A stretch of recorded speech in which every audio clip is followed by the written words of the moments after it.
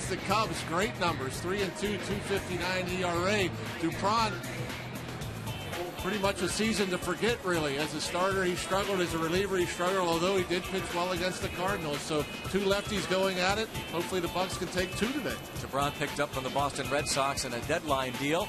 And yeah, the Pirates will look to play two, right? The Buccos and the Chicago Cubs. Ernie Banks used to say, let's play two. Well, let's win two. The Buccos and the Cubs getting ready to play ball here at Wrigley in a moment.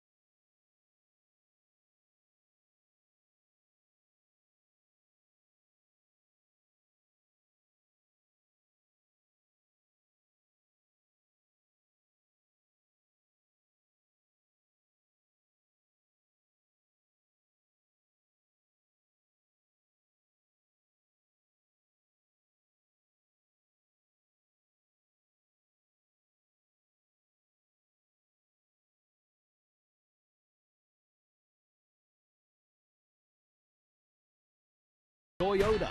Now's the time to go places with Toyota. Visit buyatoyota.com for special offers. And by PNC Bank for the achiever in you. Let's go Bucks! Back here at Wrigley Field in Chicago for the game that was originally on the schedule for 3:05 Central Time. Pirates winning the first game 5-3 in 11 innings, the completion of the suspended game. Good work from the Pirates bullpen, too, by the way. If you look back and you see Vance Worley went 4 2/3 innings. He gave up 5 hits. The bullpen 2 hit the Cubs the rest of the way. Wilson, Hughes, Watson, Melanson, and John Holtzcomb.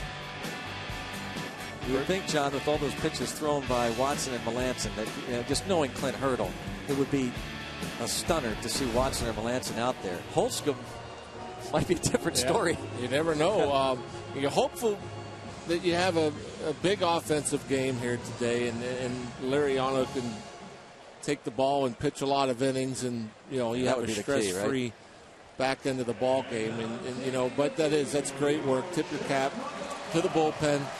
It's what we've become used to. Those guys going out there grinding, but Watson might be questionable both for this game and tomorrow's game. Melanson, you think if he doesn't pitch this afternoon, he should be available for tomorrow. We don't know yet the condition of Josh Harrison. We do know he's not in the lineup, the Toyota starting lineup. It's Starling Marte, Jordy Mercer, and Andrew McCutchen. Neil Walker hits cleanup. 7 extra base hits. Last 13 games for him. Gabby Sanchez at first. Jose Tabata is in right field. Brent Morrell will get the start at third. And Chris Stewart behind the plate for Francisco Liriano. Felix Doubront gets the ball for the Cubbies. A pretty good debut for the Cubs against the Cards. Just we showed you a moment ago, just one earned run, 7 hits in 7 innings. He walked 1. He struck out 4. And did not have a great year for the Red Sox, but a guy that's got some experience, some postseason experience. A guy that I'm sure Theo Epstein and Rick Renteria are hoping to regain some of that magic he had earlier in his career with the Sox. We'll check out the defense behind Felix Doubront. At Caesar in center, Jorge Soler in right, Junior Lake in left. Alcantara, Javier Baez up the middle, Aleka and Olt on the corners, and Castillo. Wellington Castillo, who was scratched yesterday just before the game with back tightness, will start today. And Francisco Liriano, I think the Pirates can score him a couple of early runs.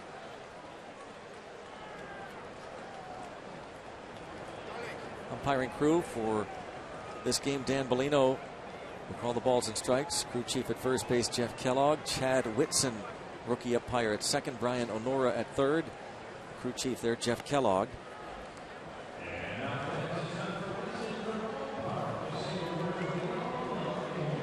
And it will be Starling Marte to lead things off. Game 1, or game that started yesterday and was concluded today. He went 1 for 5.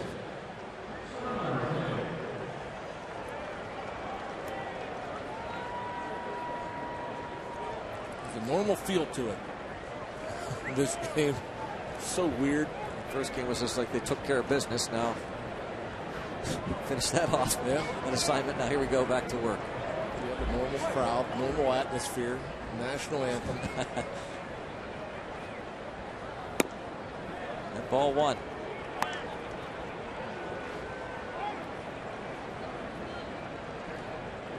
So Shiwada started yesterday. Left-hander Doubront here. We'll see another left-hander tomorrow for the Cubs.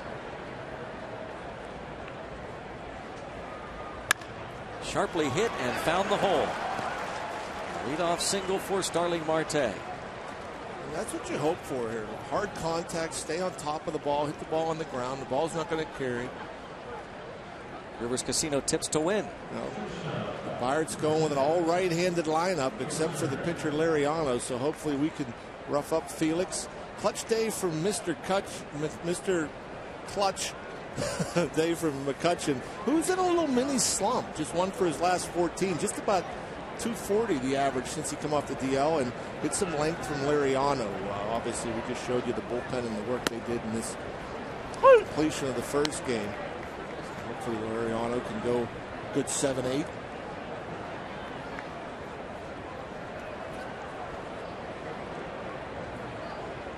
Jordy Mercer 0 for 3 with a walk in the first game of the series. He was at the plate yesterday with a 2-0 count when the game was suspended. When it was resumed today, he took 2 more wide ones from Neil Ramirez, then stole second, went to third on an errant throw. Was doing a Russell Martin at bat. 1 ball, 1 strike.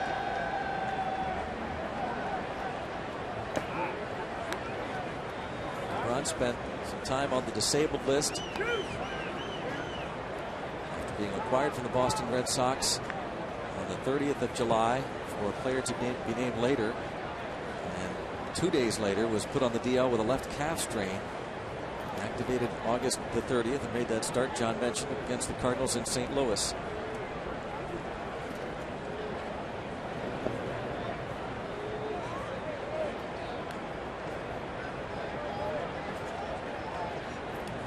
Two and 4 in 17 appearances, 10 starts with Boston this season.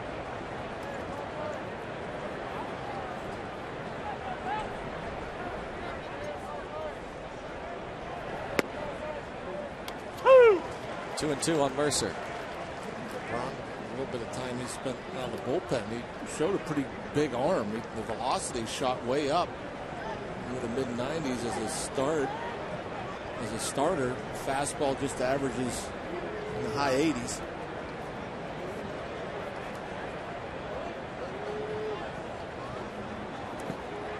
And in the dirt, a little delay there from Starling Marte, and he will reach. There was some a little bit of a collision there with Castillo, but the home plate umpire Dan Bellino says no foul.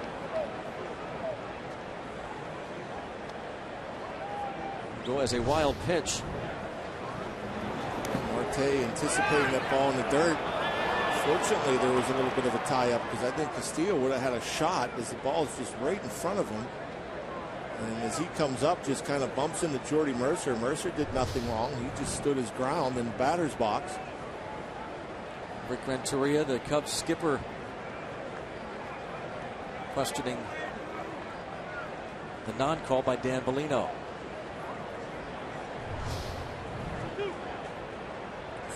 Mercer not moving. Yeah, standing there.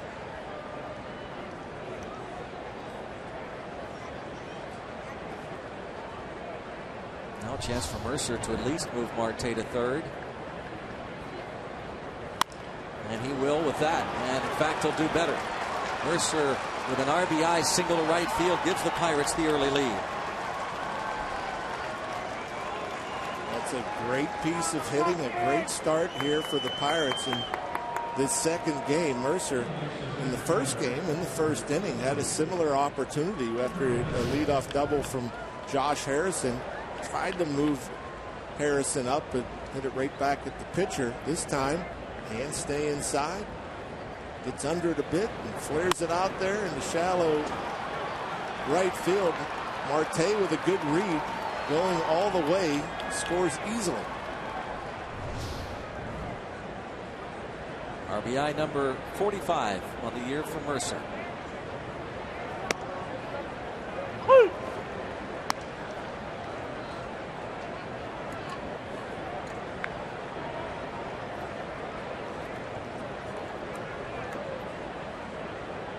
McCutchen 1 for 5 in game 1 and hit by a pitch. First time the Pirates have seen DeBront in the regular season. In spring training, the Pirates face the Red Sox usually just at least a couple of times each spring. DeBront in and out of the rotation with Boston previous few seasons.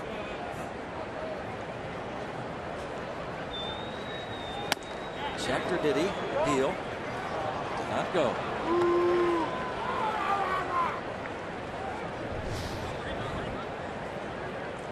From the side. Nope. Close.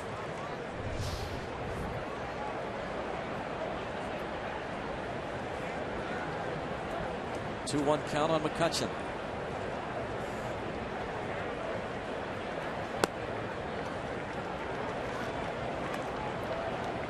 Now 3-1. Wesley Wright gave up 2 runs in the 11th inning. Base hit by Harrison, sacrifice fly. Tony Sanchez took the loss. Ground ball to third. 1 and 2.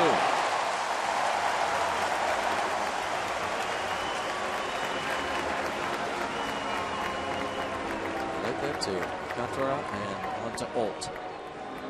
Brown falls behind it. Andrew just goes away with a fastball, and Andrew just pulls it. Typically, you pull the pitch, it's away from you. You're going to hit it on the ground more times than not, and Andrew hits it hard, but that makes it easier for the around the horn double play.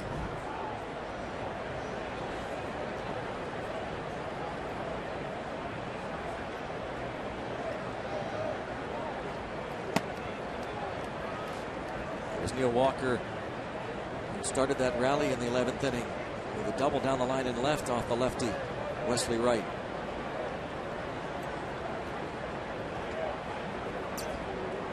Just 1 for 3, but on base 3 times in game 1.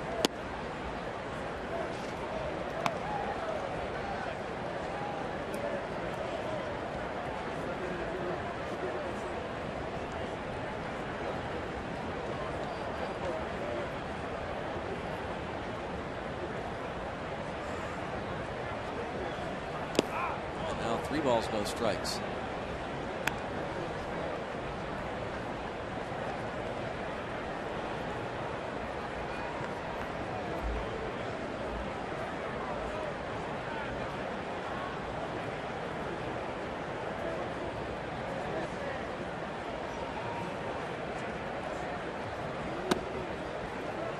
Three and 1 on Neil Walker.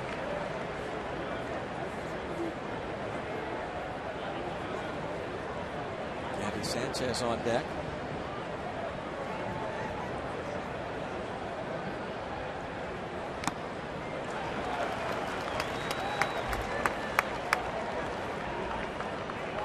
Now full count.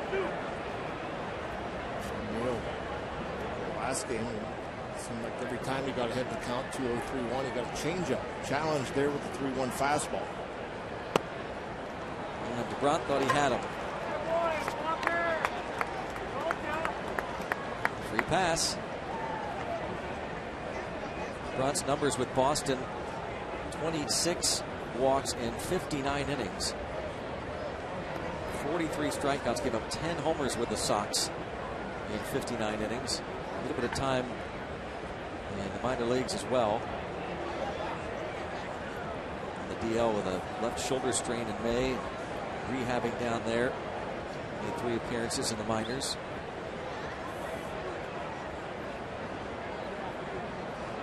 Obviously Theo Epstein likes him, former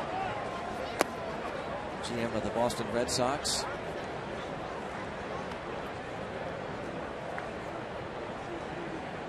When you trade for a guy, former organization, tells you something, and they have gone to a 6-man rotation once DeGront joined the Cubs. They stepped right in, and they didn't eliminate one of the other starters. Now it's 2-0 on Gabby Sanchez.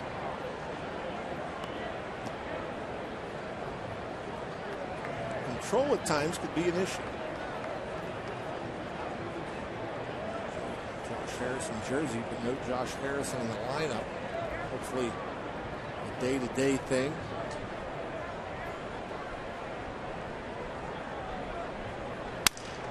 Broken bat roller to third. And to second for the force. The Pirates get one.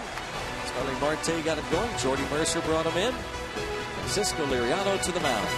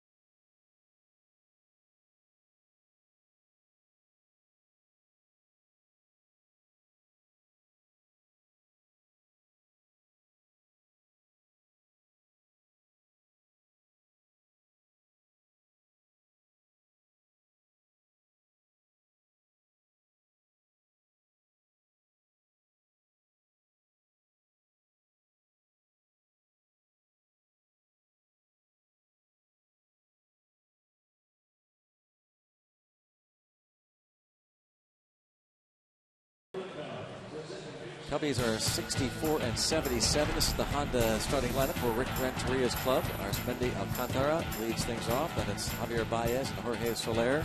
Wellington Castillo hits cleanup. Chris Valaika, last 3 games, 6 for 12. Gets the start at third base. Mike Holt at first. Junior Lake, Matt Caesar, Felix DeBrant, starting 9 for the Cubs. We'll see how Liriano does against a free-swinging Cubs lineup. This is interesting, John, because as they are playing better, no question about that. But you just look at that lineup, and a veteran like Liriano. Yeah, you would think, right? He goes in there, and he has such a good slider and changeup. Great late movement on those secondary pitches and the way they swing the bat. We'll see if Liriano gets the chases.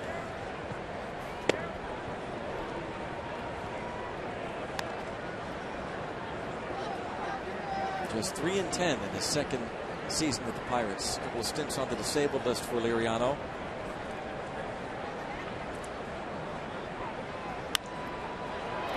Fly ball toward Marte in left center. 1 out.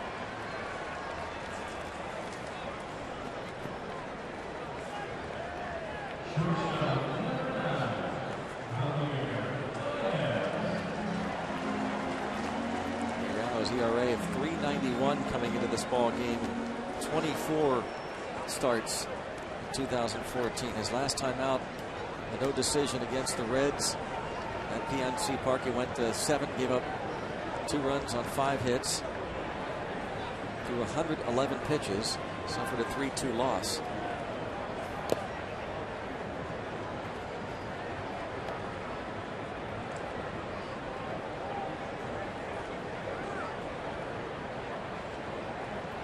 Numbers for rookie Javier Baez on the season. Game 1, he was 1 for 5. He singled his first at bat. Struck out 4 of his next 5 plate appearances. Did draw a walk against Tony Watson.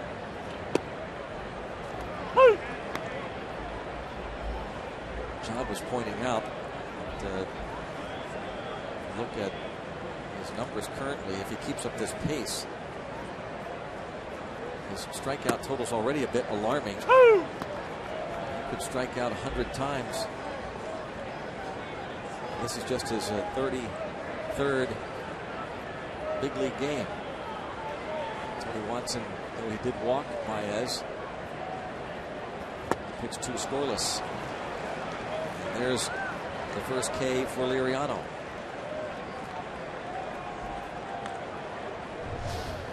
And Baez taking some pitches early. And Frankie able for a couple change-ups in there for a strike. Goes with the slider, and again the big swing. Coming up empty.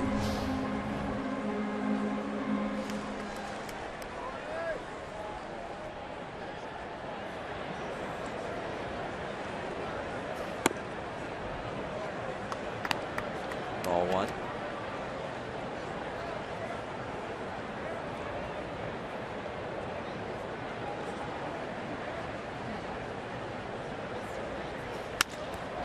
Pass Liriano into center field.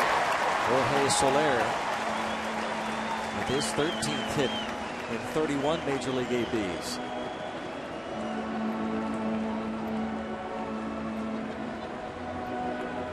It looks like he's going to be a good one. Not as undisciplined as Baez. More pop. Better feel for the strike zone. More controlled swing.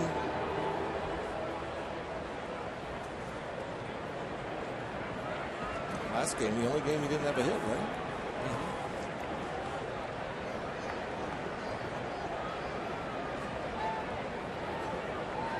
Well, Wellington Castillo.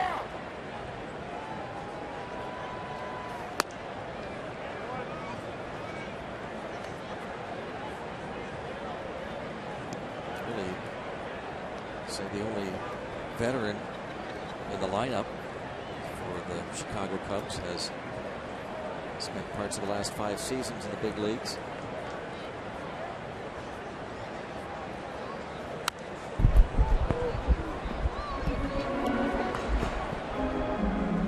Castillo. 3 for 10 lifetime against Liriano, who is making his 9th career start against Chicago. Pitched opening day. 6 shutout innings. No decision. There's the Neil Walker walk-off home run at PNC Park.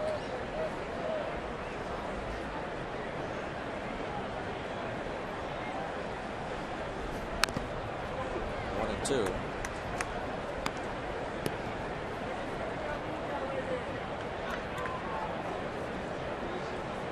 Cubs' winning streak here at Wrigley Field came to an end in Game 1. They've won 6 straight here at Wrigley.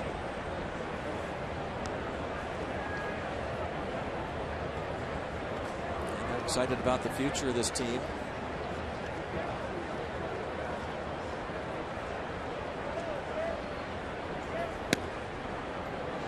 Just missed.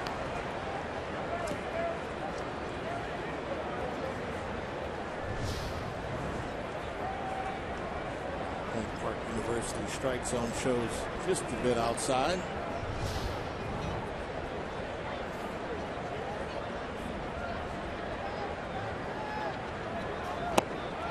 Liriano gets a couple of strikeouts in the first. 1 inning down. 1-0 Buccos.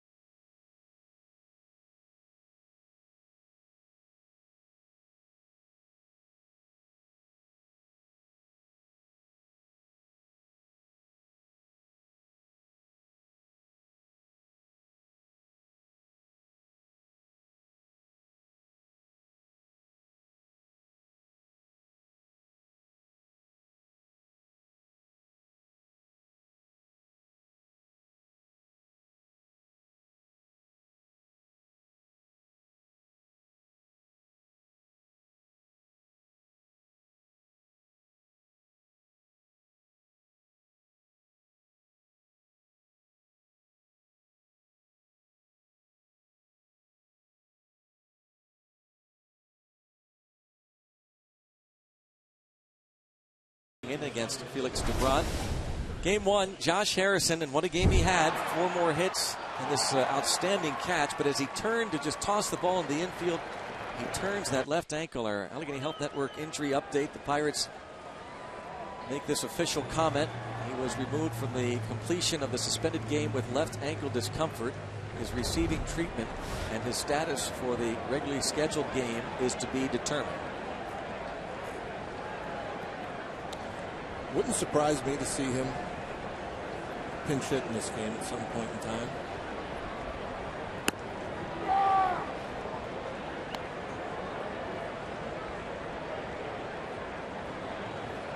Tom had a couple of hits in the first game.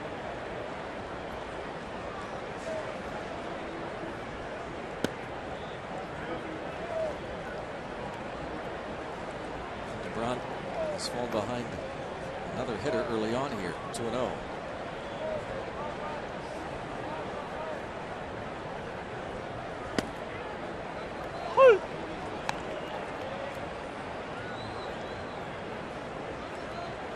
Tabata had an RBI double, a liner misplayed by center fielder yesterday, Contra. 3-1.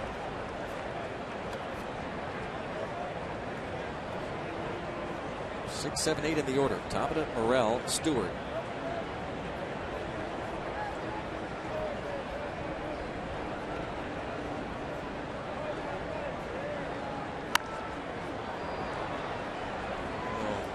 out of play.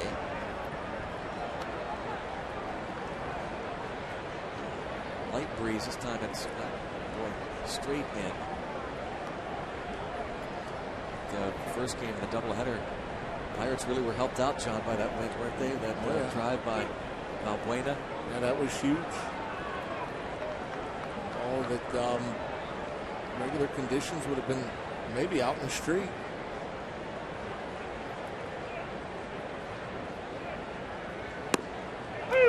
Struck him out looking. First K for DeBron. Tabata shaking his head. And we'll see a borderline pitch here. It ends up just off the plate, but elevated, too close to take.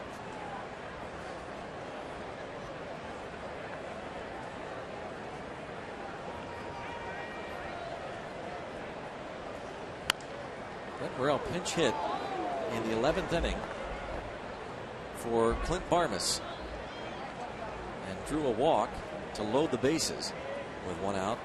It preceded the Josh Harrison RBI single. The Polanco at bat was huge. Yes. I mean, that was a big at bat, big part of that rally. After falling behind and looked very comfortable, looked relaxed. Off the lefty. Bouncing ball, shortstop on a short hop. Baez dropped it once and twice.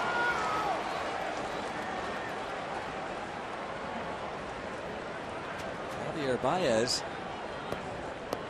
gets the ball and then dropped it twice. Yeah, nice little pick. Keeps that glove out in front, but then the fancy little glove to bare hand transfer didn't go as planned. Sixth error for Baez in his early big league career.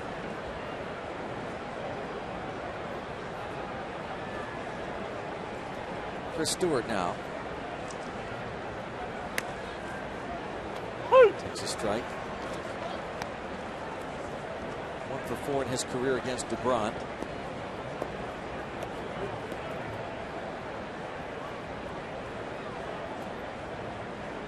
Had that game finished up earlier, not gone extras, good chance that Russell Martin would have caught this game.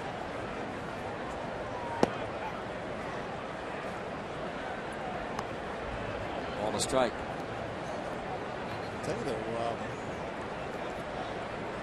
Stewart doing a nice job. The opportunities he's gotten. Lefties. Yeah. 444 against them.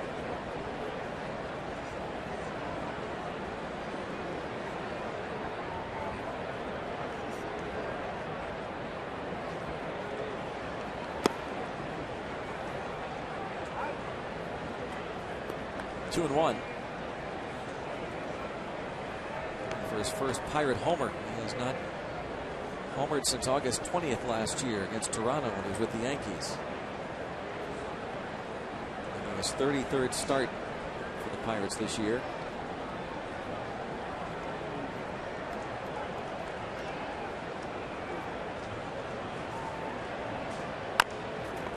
Chopper, third baseman, comes in. Aleka throws to Olt to get Stewart for the second out.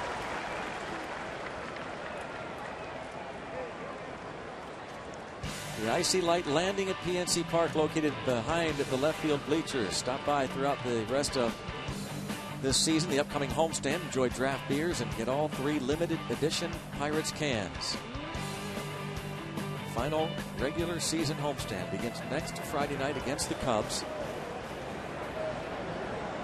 An off day on Monday the 15th, and then the Boston Red Sox in for 3 night games, and tickets are available for that series at Pirates.com. And the Brewers complete the regular season schedule.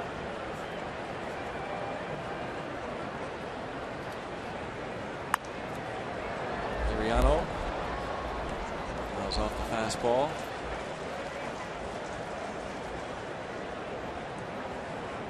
See if he can help himself. The Bronx struggled against left-handed hitters. Lefties this year hit .326 against them.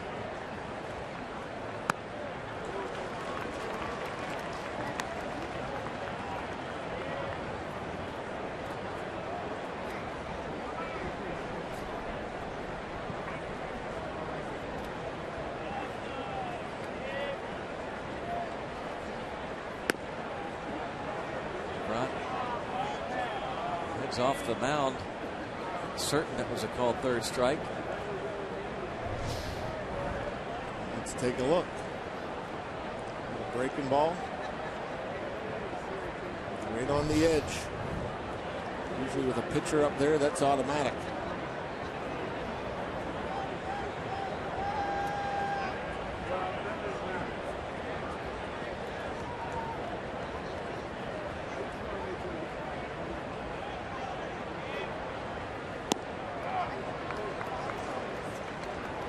Two and two.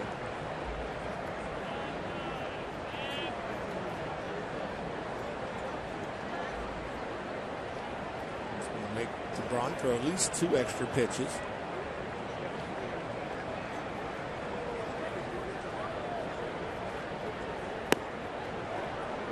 Three and two.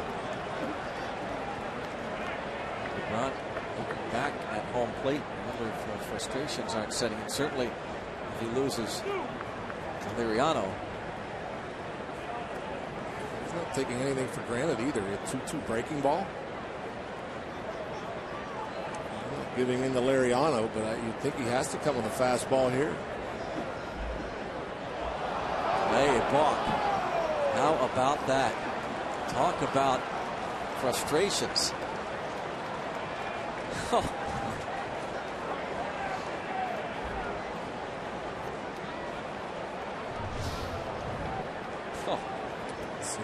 What happens here? Just comes out of his hand. I thought maybe it hit his leg after he brought it out of his glove.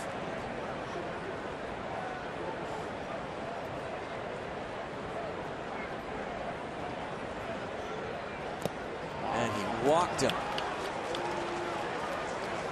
He walks Liriano, an .088 hitter, after balking Morel to third.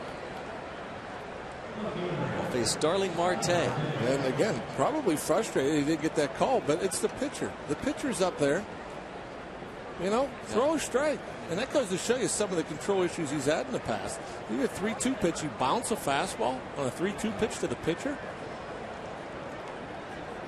And you can blame the home plate umpire all he wants, but you had 2 more pitches to throw a ball in there.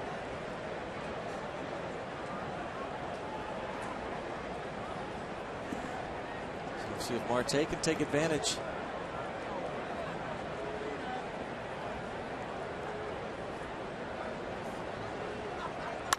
And he hits a high fly ball to left field, but that is going to stay in the yard. Just missed a bomb. Pirates strand a couple, but lead 1-0.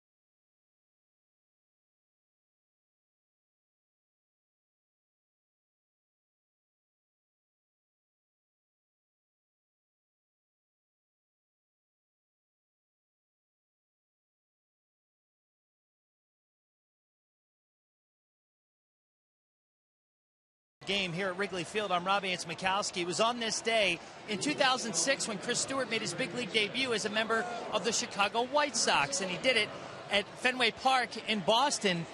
And he was the third catcher and was just called up and spent the entire game in the bullpen, as most third catchers do. And he told me he remembers being called into the dugout, and then when he got there, he was being told, hey, you're going to pinch hit for Jim Thome.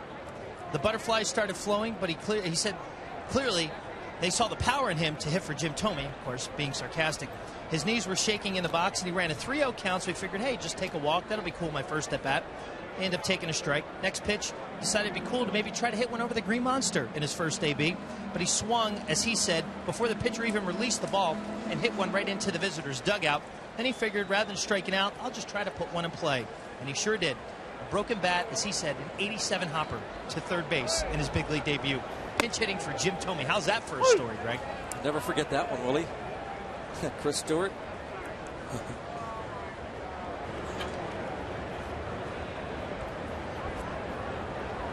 Stewart with the White Sox in 2006. Then it was on to Texas. Short stint with the Yankees. A little bit of time with the Padres.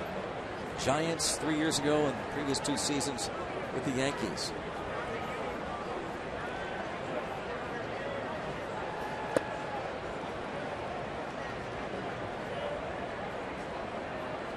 One ball, 2 strikes on Chris Valleca. Bad looking swing. That's another thing helping Liriano with that good breaking ball changeup combination. It's got to be tough to see up there right now. Shadows across the infield, still bright behind Andrew McCutchen out in center field.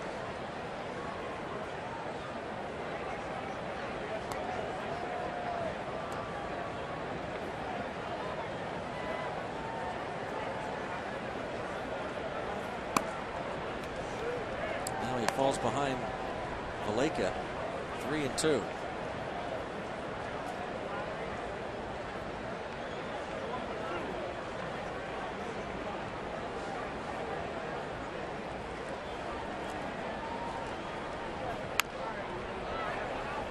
As he often does. Not coming with the fastball with the full count.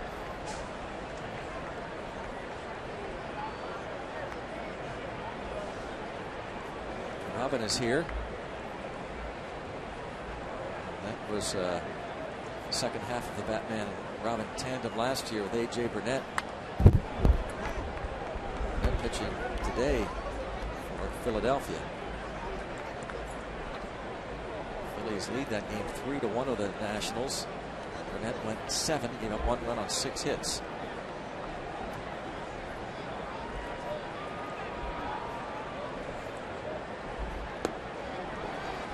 Liriano strikes out Valleca. 3 Ks. Good hard slider. It's hard to pick up the rotation. It looks like a strike all the way in. Down and out of the zone. He's done this to so many great hitters. Valleca shaking his head, wondering what made him chase.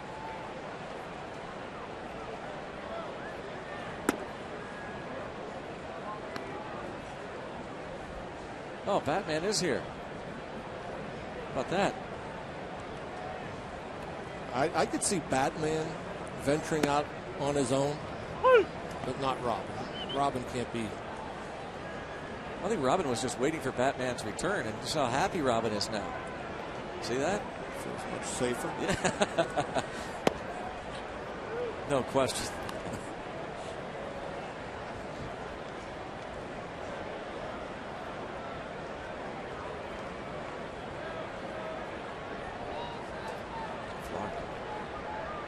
Pitch on Monday night in Philadelphia. Batman's home.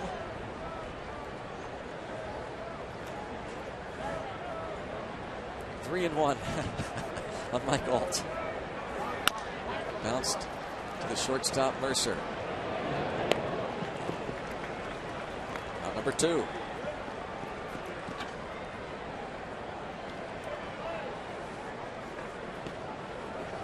So Junior Lake I think she's a superhero. Mary Ann DiPolo. She's been married to Olin DiPolo for 44 years. Today is their anniversary. So congrats. Long-time Pirate promotions director years ago, Olin. Pretty impressive. Yep.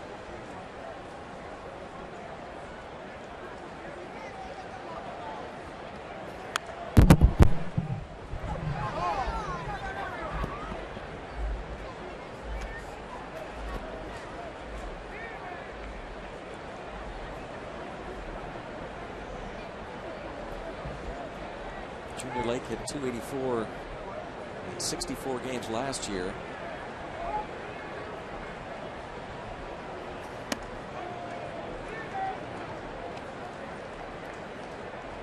One ball, one strike. That's another big, strong man. Now, they have some athletic-looking players on this team. They're young. They've got the great baseball builds, long, lean.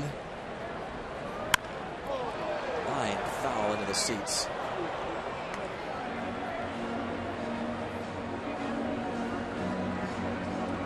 It's about the figuring it out at the big league level. That's the thing. The Cubs, at least for now, have a lot of these young players trying to figure it out here, not in the minors. Lake did spend some time at Iowa this season after playing in only 40 games at the AAA level last year.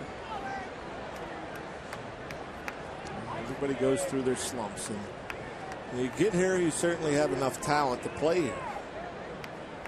But, it's about adjustments and getting through the grind, battling through the lows.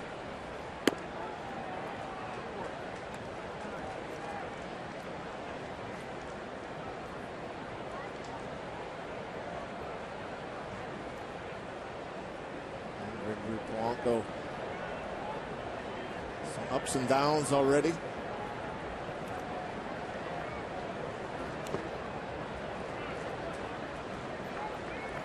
Was out in front of Lake.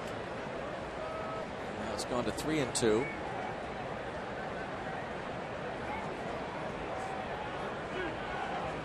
Nine home runs for Lake for the Cubs this season. Toward right center, coming on Tabata, finding the sun a bit, but makes the catch. And 1-2-3 go the Cubbies through 2. 1-0.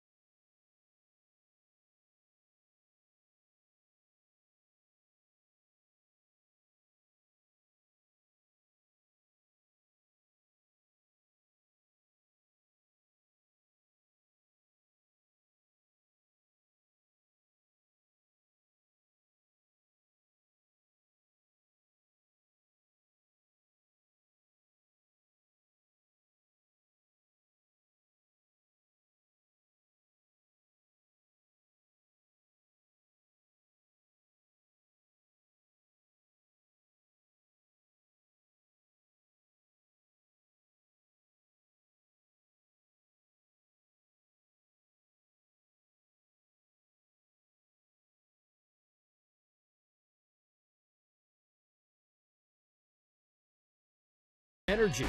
5-Hour Energy helps recognize those who, despite their own needs, put others first. Buy the Chevy Sonic and your Western PA Chevy dealers. And by Day Automotive. We're gonna make your day. Let's go, Bucks! 1-0 Buccos. On to the third inning. Pirates won the first game of this 3-game series in 11 innings, 5-3. Jordy Mercer, Andrew McCutchen, Neil Walker against Felix Doubront.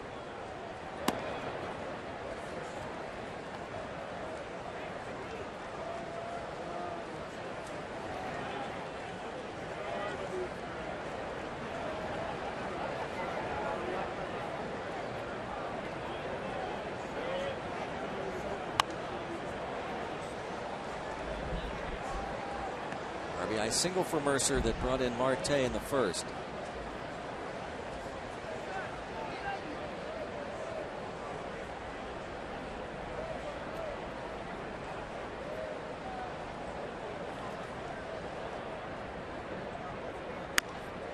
Line just past third. Another ball hitting into that bullpen. Saw one last game. Hit one of the relievers.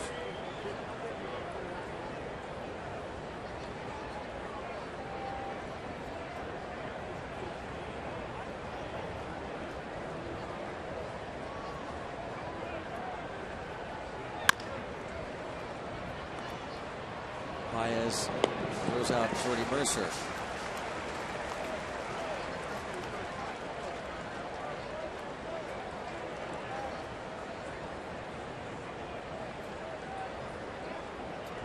Doubront was not happy when he was sent to the bullpen earlier this season by the Boston Red Sox. Said he'd rather be traded than continue not starting. Gone over a month since his previous start, and they accommodated him by dealing him to the Cubs. Well, now it's in his hands, you would think, you know. Pitch good enough, you stay in the rotation. You don't.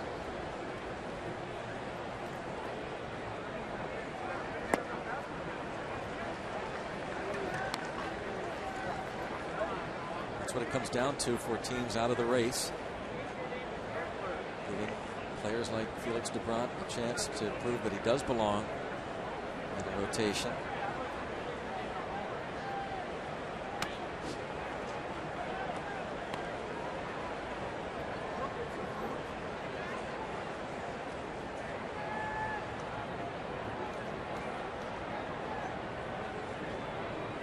Ball, 2 strikes.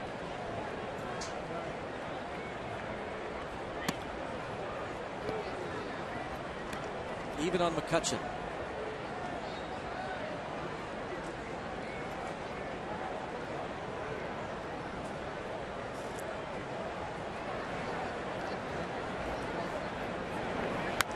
Fouled away.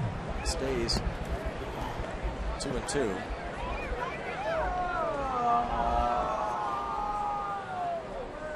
McCutchen in game 1 was 1 for 5.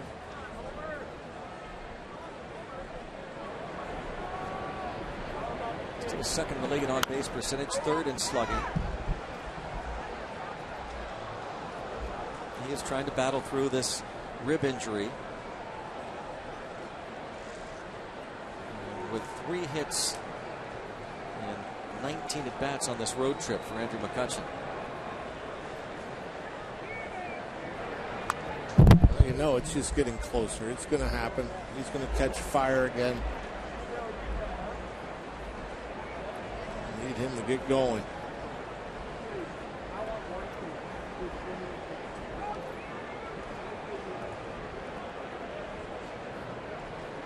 Still 2-2. Checks. 3-2. Had a lot of those counts already. Yeah. Between both of these guys.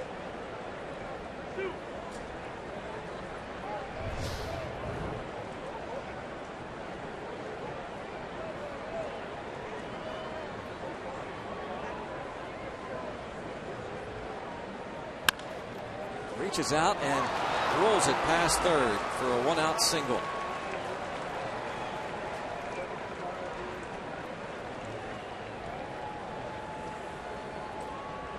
up Neil Walker. Former Bucco Al Oliver will be signing copies of his new autobiography, Life's a Hit, Don't Strike Out. He'll be at the Majestic Clubhouse store at PNC Park Saturday, September 13th from 1 to 2:30 and 6:30 to 8. The book features an in-depth view of Al Oliver's life, overcoming hardships to becoming a Major League Baseball player. What a player. Scoop Al Oliver.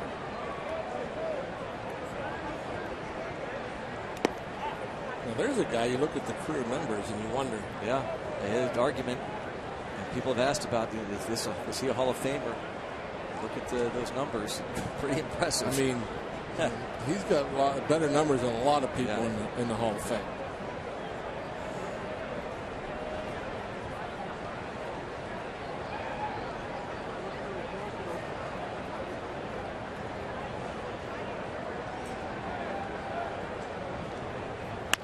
Ground ball, and that's fair. Might have just tipped off the glove of the third baseman Valaika into the corner. McCutchen is going to be held at third on the Neil Walker double. Well, I thought just for a moment there, Nick Leyva might think of it with that great speed of Andrew McCutchen. Left fielder Lake was just starting to throw that ball in as McCutchen was nearing third.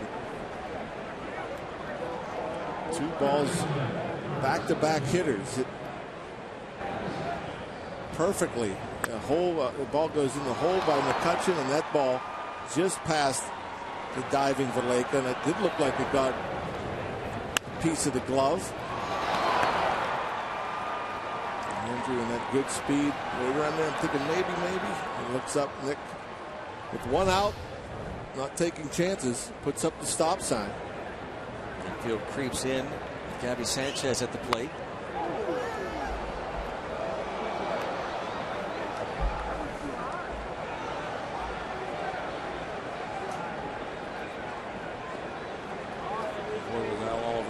Good in these situations. Well, I was just going to say, talk about doubles machine too. Yeah, but yeah, you're right. In these situations, he had an opportunity to drive in runs.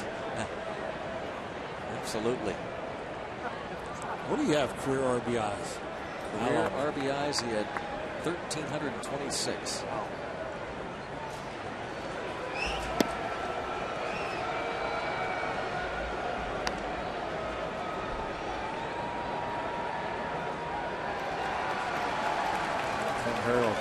Wants a big hit here. Played so many close games, so many one-run ball games, night after night, day after day.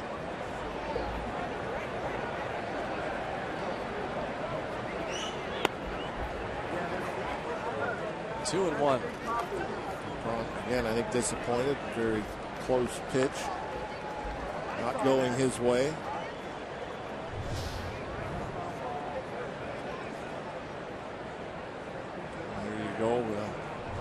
Sometimes I think a catcher trying to frame a pitch might hurt the pitcher. Castillo pulling that ball up may have cost his pitcher a strike.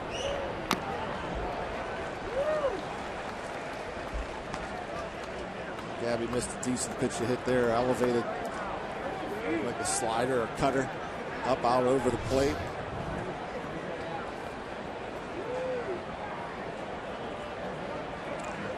A little higher than I thought. Top of the zone.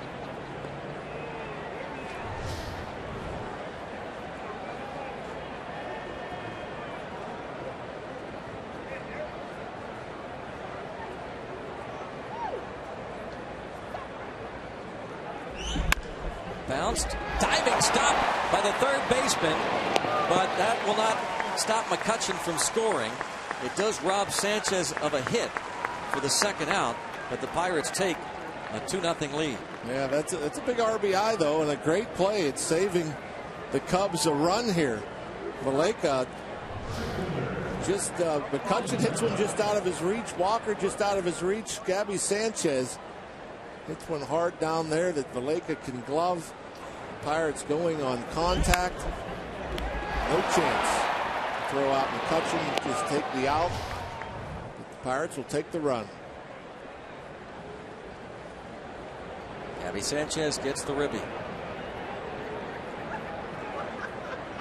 Man still in scoring position for Tabata, now with 2 outs.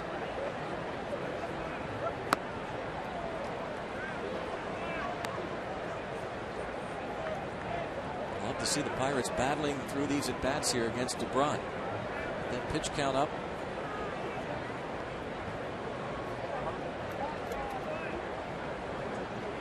Renteria has the full bullpen available, but he used a bunch in the first game.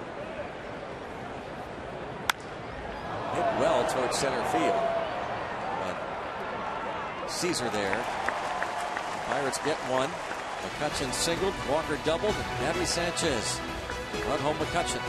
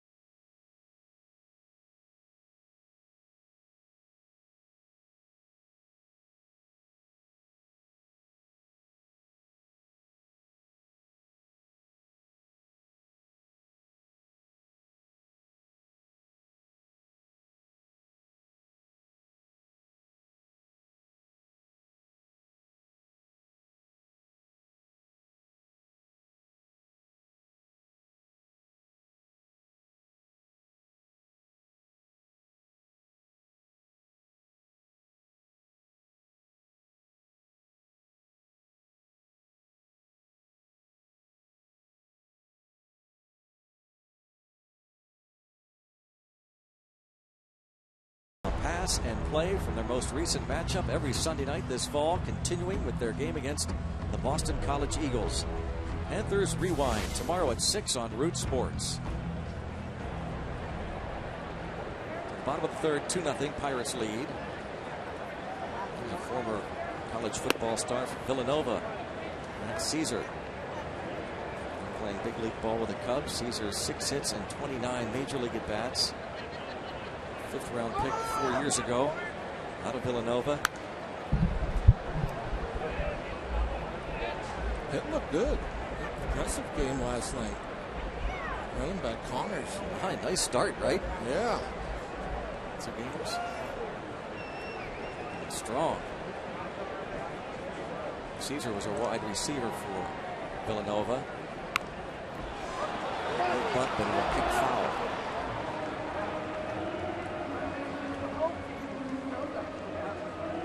They've had some luck with former college wide receivers, huh? You know, I haven't looked at the statistics, but Samardzija apparently, from what we're told, again, easy to look up, but apparently he's not pitching as well with Oakland as he was here, and they're actually pitching better as a team. Yeah. Without Samardzija here. So sometimes those trades. And did they not get Hendricks for Samardzija? Am I wrong in that? They got both Russell and him. Yeah, Hendricks has been tremendous. 6-1 with a 2.02 Pirates ERA. won't see him this series, but probably will at PNC Park next weekend. So we got Dan Straley, who's in their bullpen, part of that deal.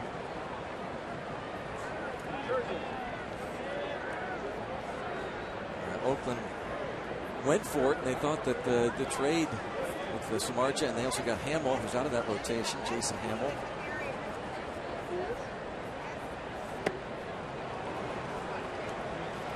Down goes Caesar. Samardzija 4-5 with a 370 earned run average with Oakland.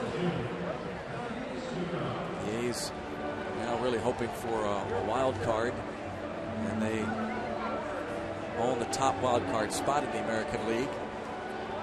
But it's amazing because it seemed that they had things locked up. Yeah. They were way ahead of everybody. Now they make a couple moves, and now they're in danger. I mean, it's no foregone conclusion they make it to the postseason.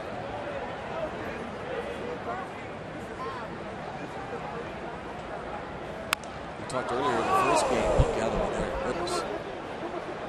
Talked earlier, John. Talk about two teams that if they don't reach the postseason, what will happen to those folks in charge in Detroit and Oakland?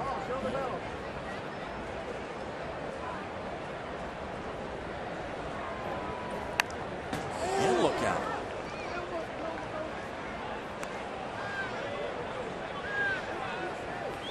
AL West current standings.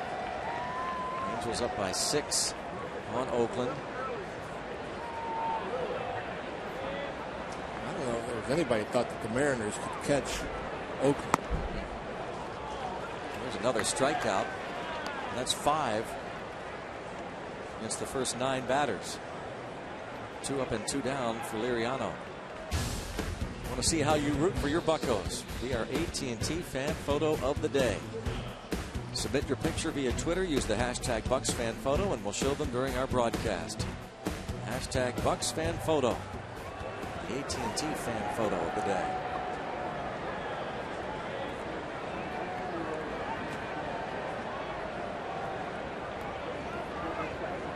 Here's Mendy. Alcantara takes high.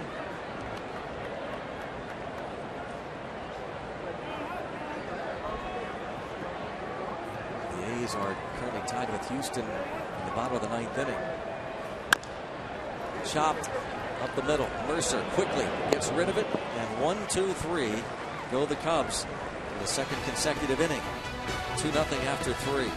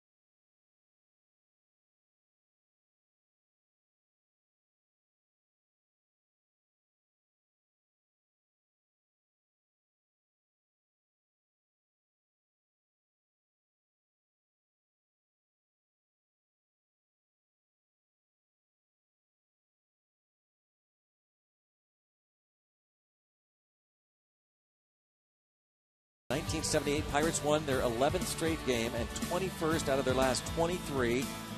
They climbed to within a half game of the first place Phillies in the then National League East. Those two clubs, rookie Don Robinson threw a complete game 5 hitters, struck out 9. Frank Taveras, Dave Parker, Willie Stargell, Ed Ott, and Bill Robinson each had 2 hits as the Bucks beat the Cardinals 4-1. Incredible run that just fell short that year, 1978. Yeah, that's a pretty good. That's a Clint Hurdle, Colorado Rocky type run. Hurdle almost sounded Chuck Tanner like yesterday when doing the pregame show with him, talking about the fact that they had just been swept in St. Louis, and he said People want to talk about the last 3 games, but what about the last 3 series? Pirates beat Brewers, the Cardinals, and the Reds 3 straight series. He says we're in a pennant race. In fact, he was just about ready to talk to his club. He does talk to his team before every series and remind them about how great an opportunity this is to be at Wrigley Field in September in a pennant race as Morel hits a liner toward left for the out. Let's go downstairs to Robbie. Yeah, you're talking about Clint Hurdle and what a nice trip it is. Well, it's a little added fun for Clint Hurdle. It's the daddy-daughter trip for Clint. His oldest daughter, Ashley, here from San Francisco, where she lives, to spend the weekend with her dad. Thursday was the off day, but not much of an off day for Clint. Started day with breakfast, followed by a walk in the rain that turned into a very quick taxi ride to do some shopping. Then Ashley hit the spa before meeting up with Dad again at his favorite Italian restaurant here in Chicago for dinner. Last year, Clint took Ashley to New York City when they played the Mets. You know, off days, Greg and John, in baseball, they're like gold. But for Hurdle to spend some time with his daughter this weekend, just as good as gold. Neat. Talking to Ashley, how much fun she's having being here with Dad from the West Coast. And as Robbie said, Clint Hurdle talking about walking in the rain and getting drenched. Some would consider that to be a miserable experience, but he joked about it, laughed about it, and said, when was the last time I ever had a chance to walk in the rain with my daughter? It was me. Yeah. Their schedules are incredible. There's not much free time to be had if you're a manager or coach at the league level.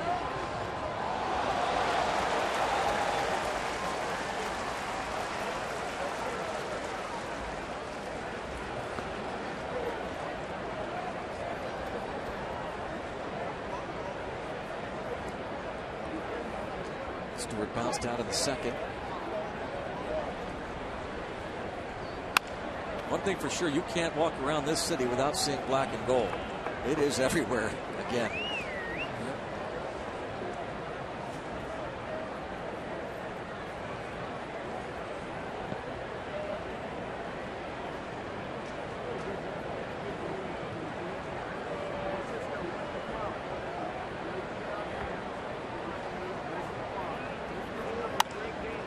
Toward right center field. And a base hit for Chris Stewart. Perfect timing with Liriano coming to the plate. And here's some stew chants. Or do you think those were boos? I don't know. That's a good question. I think they might have been stew. I think they were stew. And gets a pitch up in the zone.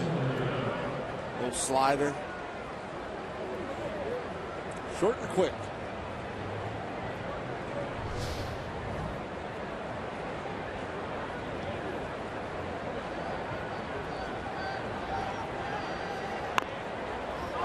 Bunted and a throw to second for the out there and on to first for a double play. Liriano trying to bunt Stewart to second, instead bunts into an inning-ending double play. Still 2-0 Pirates.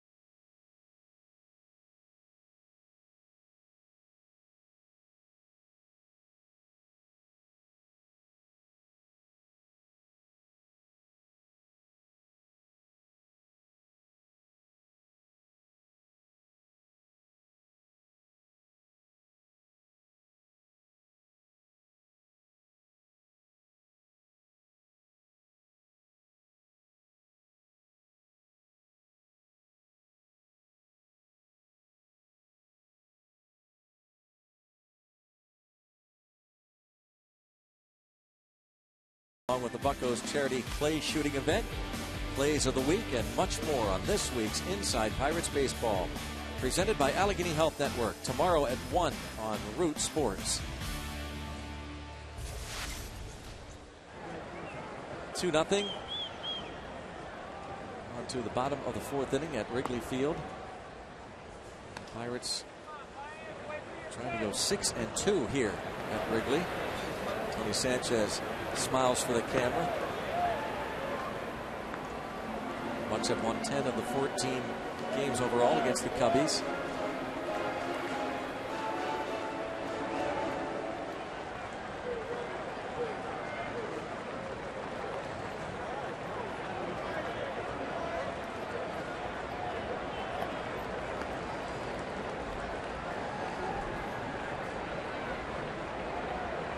Javier Baez leads off the 4th.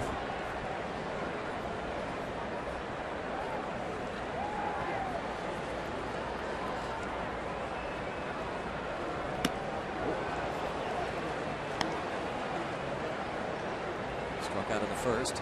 It's almost like he's predetermined. Yeah. His first at bat, he took till he got a strike. And not a flinch. And then just decides, well, we're just going to swing it this way.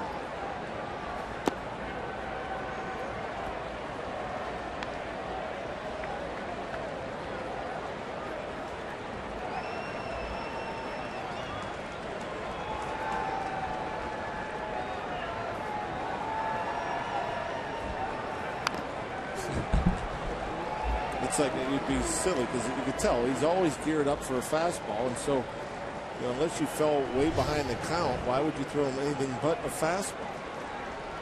Change up, head flying, front shoulder flying.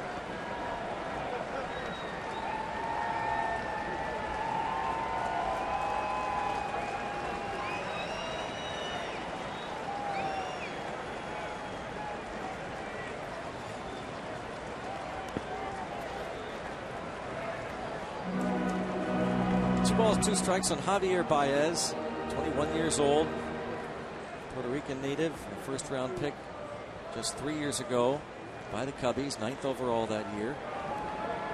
Sterling Castro, a sprained left ankle, likely out for the rest of the season. Liriano wanted that one, 3-2.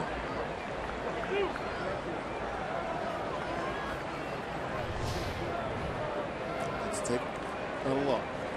Outside edge, just off. Baez down on strikes again. 6 for Liriano, who has retired 8 straight Cubs and 10 of the first 11. And again, Liriano throws more off-speed pitches than fastballs when he gets 3-2 counts. Not the 2-strike approach. No.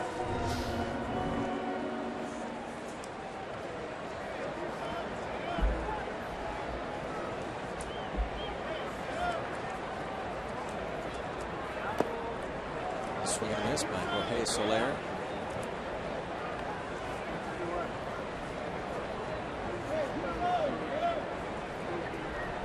Big man.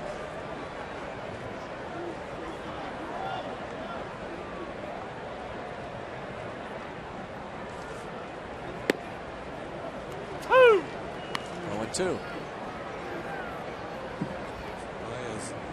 7 at bats. 6 strikeouts. It's crazy.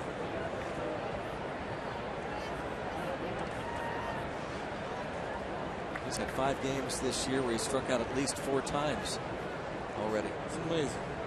Adam Dunn has never done that in a single season.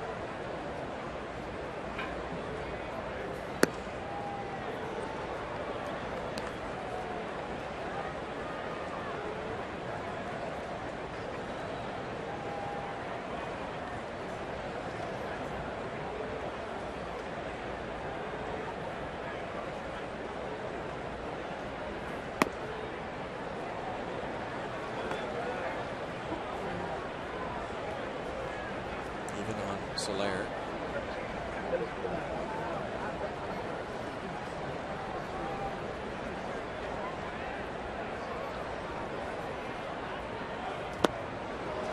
Another strikeout. 7 for Liriano. 9 in a row retired.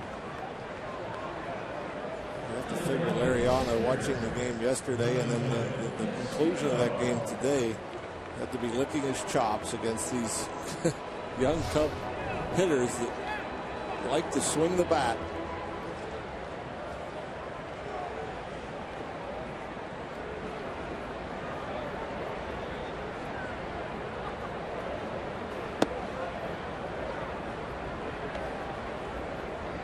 Castillo, a strikeout victim his first time up.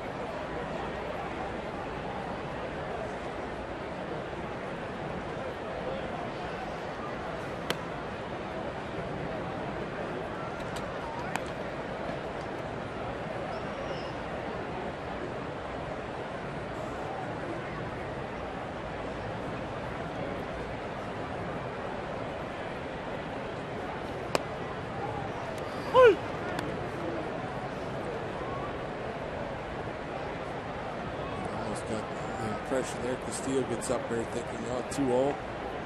Probably won't throw a fastball, and Mariano pumps a fastball in there by him.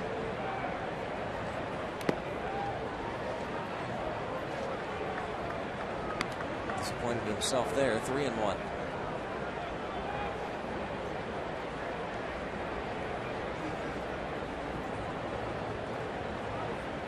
Great first season with Pittsburgh, Liriano. 2-out walk to Castillo. 16-8. His first campaign with the Pirates to win the National League Comeback Player of the Year award. Even though he pitched very well opening day against these Cubs at PNC Park. Out of spring training, he had that groin issue. There was some question as to whether he would make the start, whether the Pirates would place him on the disabled list. He wanted to make that start. Again, he pitched very well against them, but was really never healthy until his second DL stint.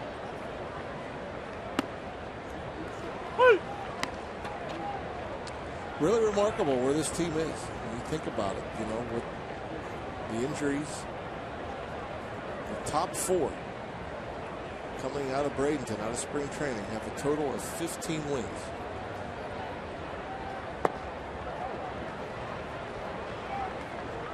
Last I looked, nine starting pitchers have at least 15 wins. And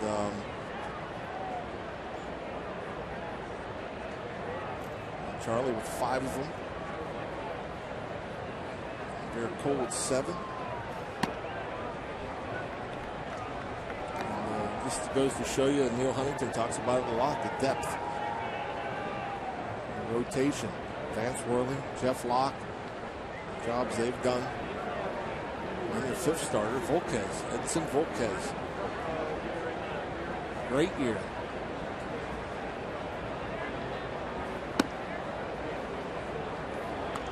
Two count.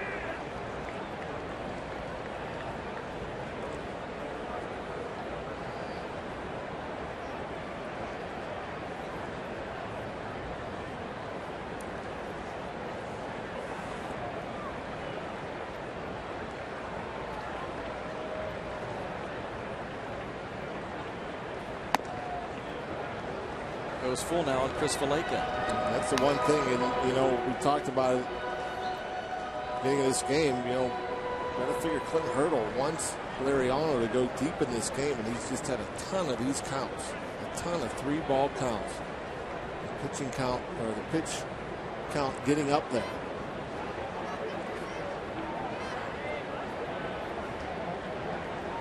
Edson Volquez looks on. Back-to-back walks after a couple of strikeouts.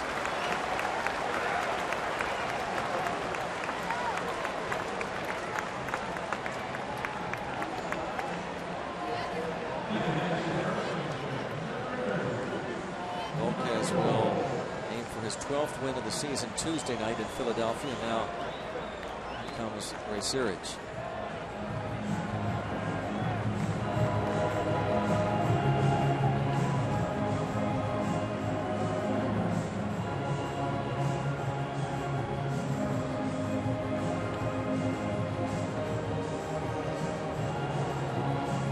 Holt will be coming to the plate.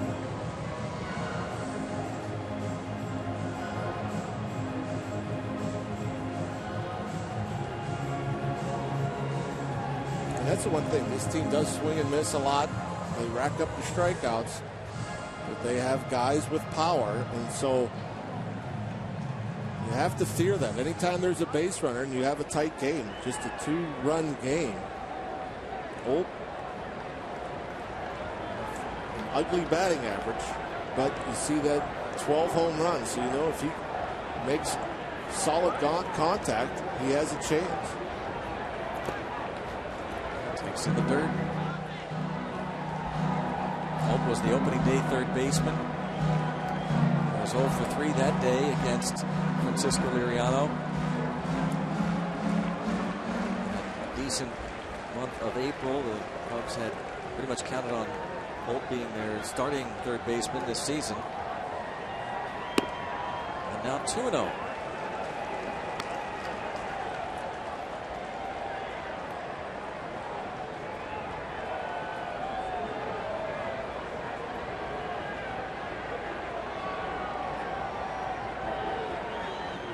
Fifth pitch of this inning coming up.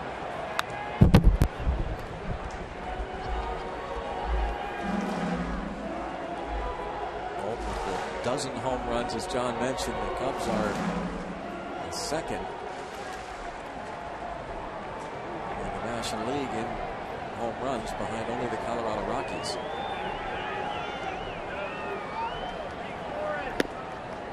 Three and one. Aerial Automotive League leaders stat. Pirates are 5th in homers.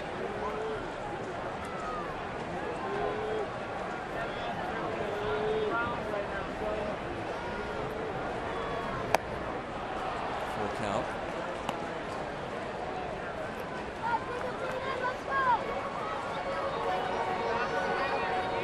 And a 2-0 game in the 4th inning. 2 outs. A big pitch coming up here from Liriano. 3-2. He's walked 2 straight after starting off this inning with back-to-back punch-outs.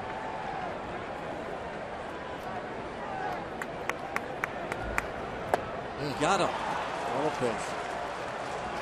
Strikes out the side. 8 strikeouts through 4.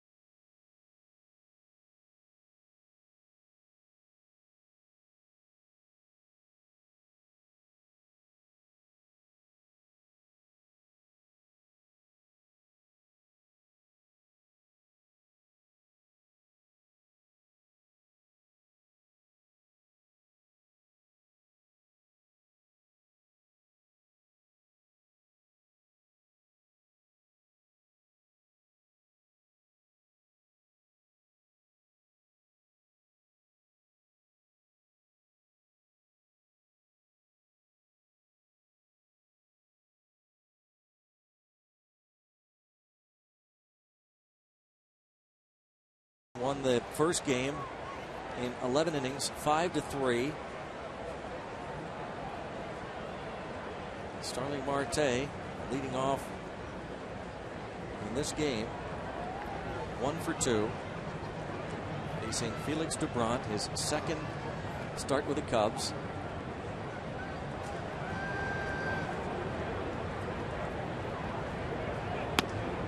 And the first pitch, a strike.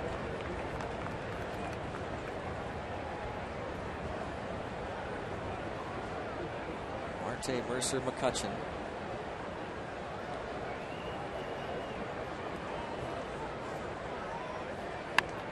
Wanted it right back to Doubront.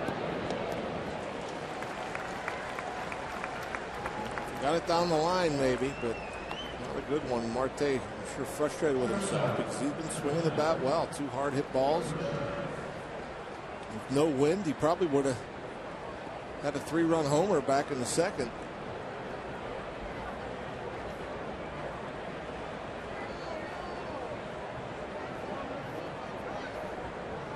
Maybe not as frustrated as I thought. I was thinking the same thing. She's taking that pretty well. They're probably making fun of him. Nice bunt. Yeah. Explain what he was trying to do, not bunt it right back to the pitcher.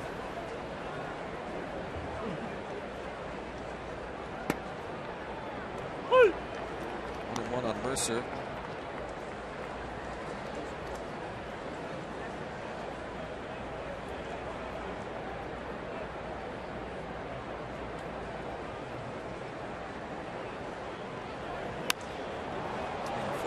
Toward left. Junior Lake. The second out. Doubront looking for an efficient 5th inning. Gave up a run in the first, second run in the third. He's had to work from the stretch. The first 4 innings.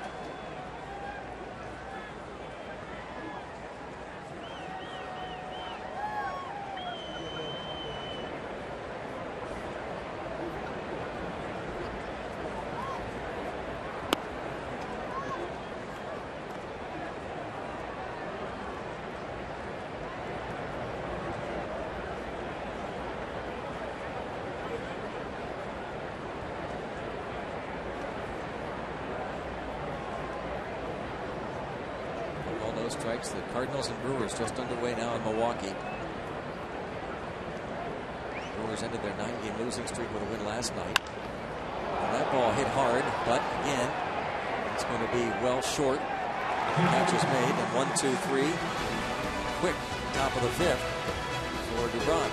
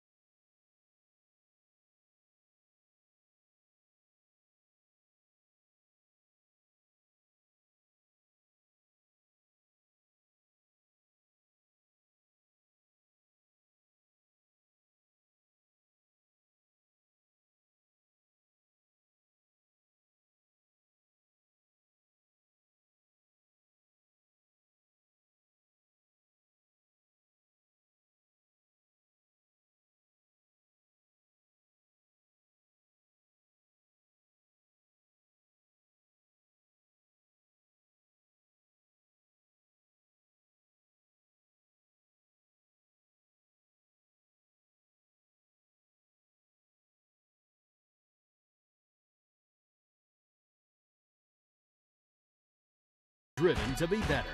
And by Levin Mattress, located in all Levin furniture showrooms and freestanding stores. Let's go Bucks!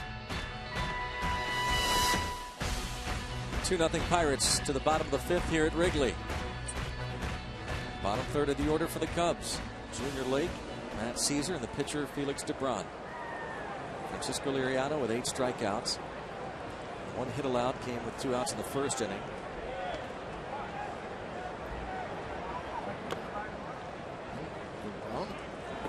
Might be done. Pitcher spot coming up. Bottom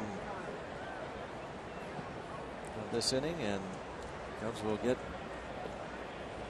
right-hander loosening up.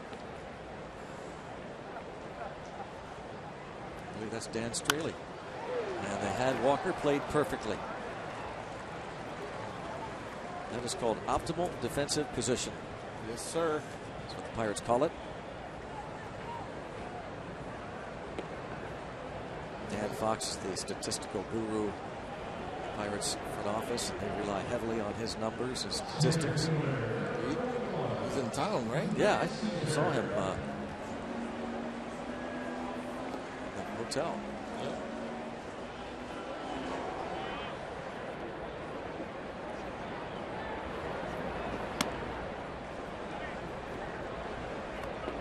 Matt Caesar.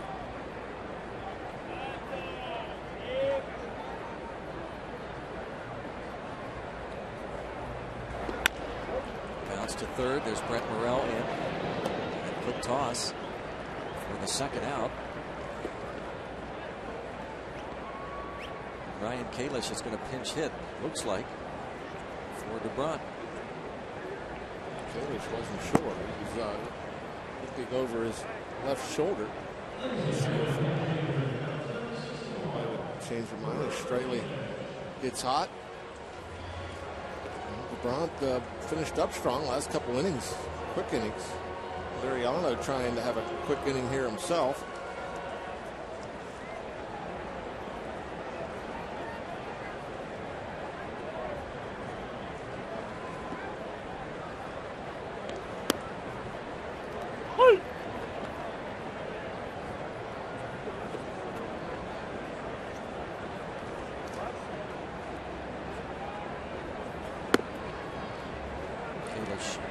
Pinch hit in the 10th inning of game 1 and bounced out against Mark Melancon. 1 ball, 1 strike.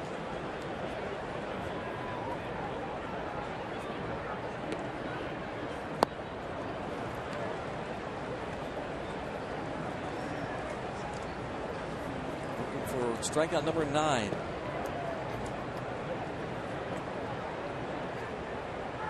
had 11 strikeouts against the Giants 29th of July. What a base hit. A 1-2 count. English pinch hitter singles to right. Got the slider, but the slider was left up. Just a second hit allowed by Liriano. Didn't quite get it down and away like he wanted.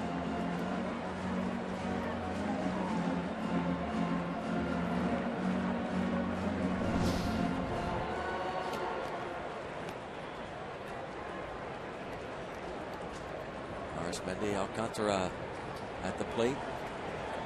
Second hit for the Cubs.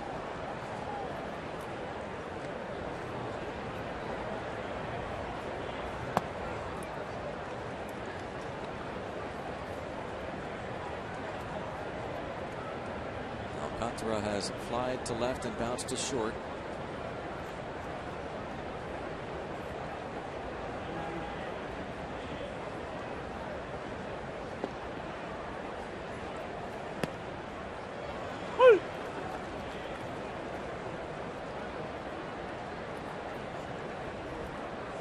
Even though leadoff hitter has some pop.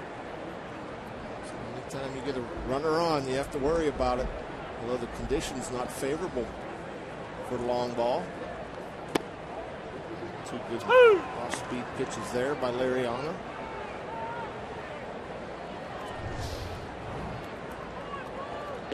PMC Sports Medicine strike zone showing perfect location, knee high outside corner. And dying down a bit.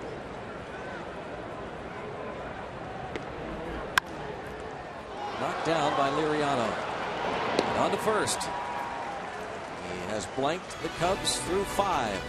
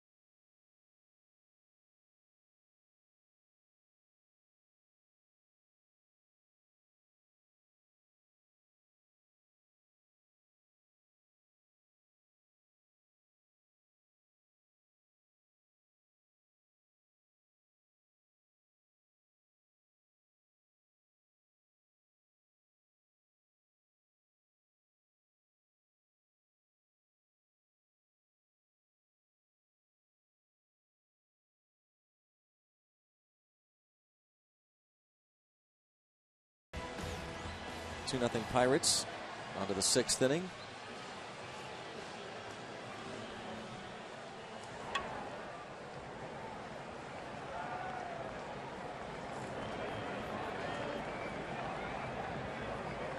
Dan Straley face Neil Walker. DuBrant went 5, gave up 5 hits on 2 runs on 5 hits, a couple of walks and a strikeout.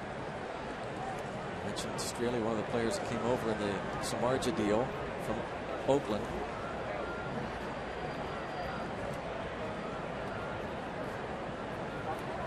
Not a good start against the Mets.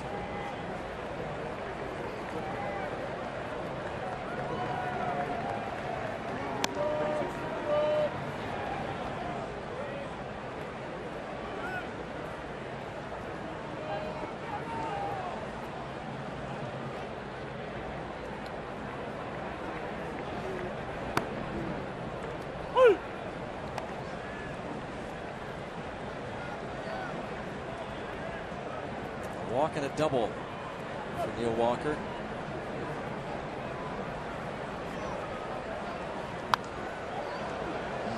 at that one.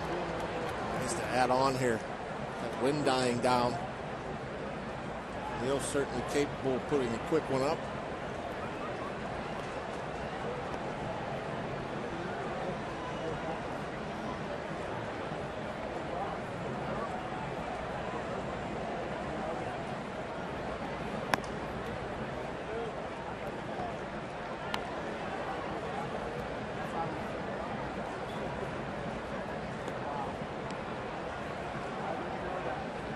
Reminder to you West Virginia fans, you will be able to see the against Towson.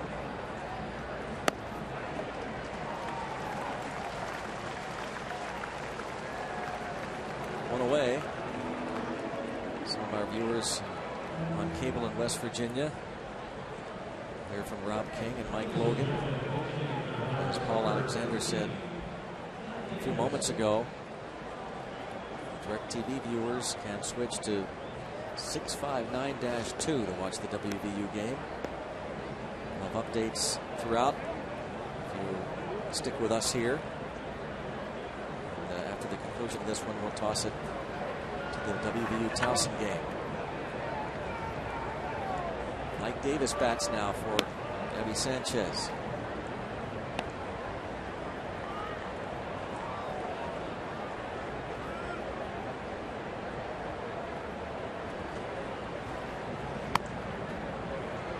Two and 0.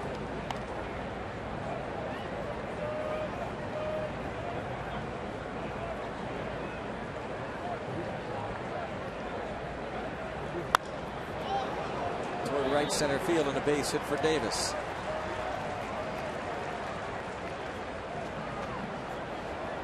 Start. We'll have another pinch hitter. Left-handed batting Gregory Polanco will hit for Tabata. 2-0 pitch. Fastball. Outer half down. Right. Gears it up. Drops those hands. Picks them back up. It's a little bit off the end of the bat. Take the base hit.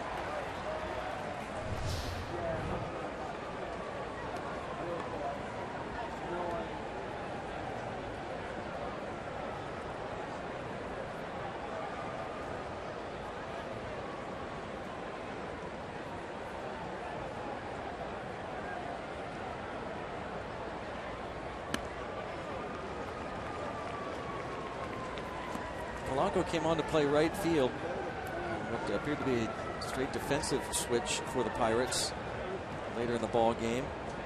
Played right field in the 9th and then got to the plate in the top of the 11th inning and drew a walk against the left-handed pitcher Wesley Wright.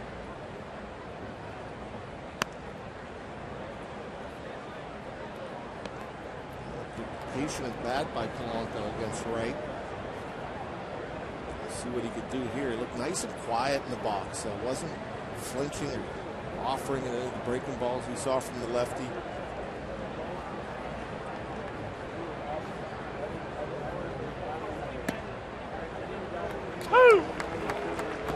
Pull the trigger on that fastball. You wonder if Clint Hurdle sees some good at bats from Polanco, if he gets back into that starting lineup when a right-hander is out there.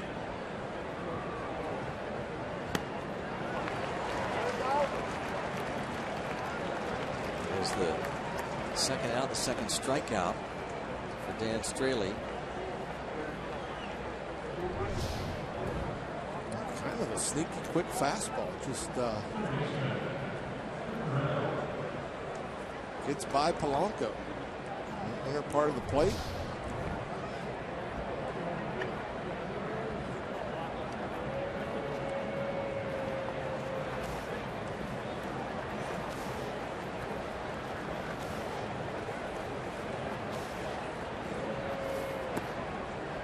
Morel takes ball one.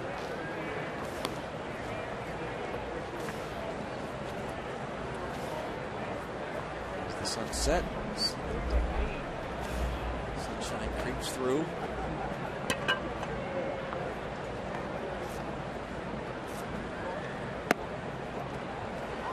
Is that a little difficult over at first base, John? I would think. Looking up there, it doesn't seem like there's any sun on him. The sun's more on the pitcher than it is the first baseman.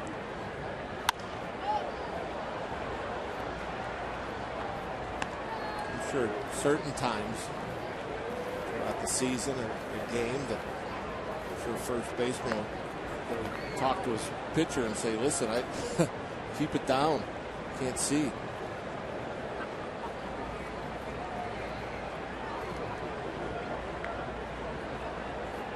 25-year-old Dan Straley. See Brent Morel. He ends up striking out the side. Morel will be the strikeout victim. Completed 2-3. Into the bottom of the 6th.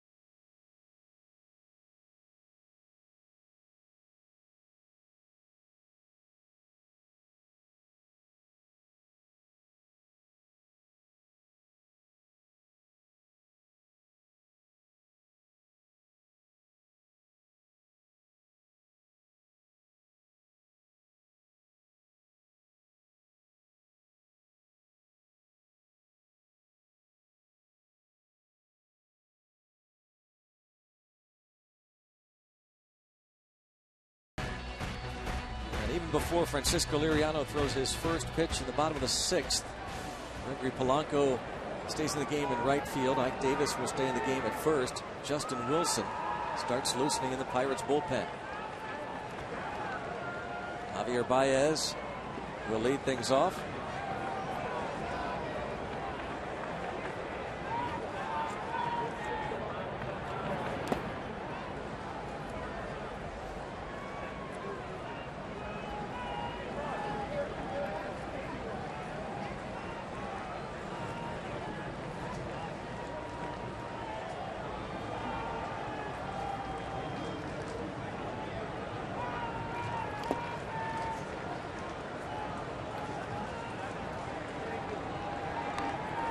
Baez has struck out twice.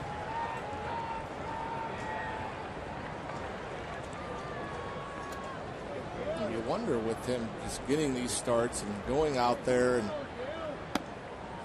basically being overmatched, if it's just maybe a lesson that the Cubs want to teach Baez, like, you're going to have to change to hit at this level. You can't continue to just go out there and swing uncontrollably and be successful. Everybody wants to be not only a big leaguer but a successful big leaguer, and Baez continues to take these aggressive, long swings that really is almost impossible to be consistent.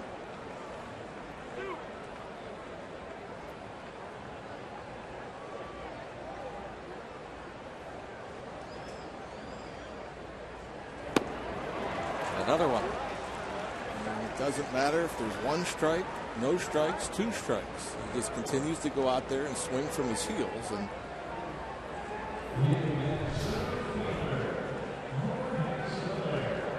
that's a tough lesson. Yeah, I was going to say, at what point do you decide, okay, enough is enough? Yeah. Baez, just looking at his Iowa Cub numbers, 388 at bats with the I Cubs, 130 strikeouts at the AAA level. 388 at bats. Now fly ball toward Polanco, nearing that side wall, but with room. Will make the catch in fair territory. 2 down in the bottom of the 6th inning. Like those quick outs. If Liriano can get another quick one here with Castillo coming up, might see him for a 7th inning.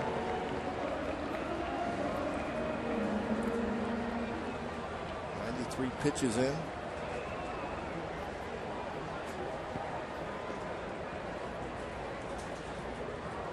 Wellington Castillo has struck out and walked. Lines this ball down the line and left. Wasting no time. Third hit off of Liriano.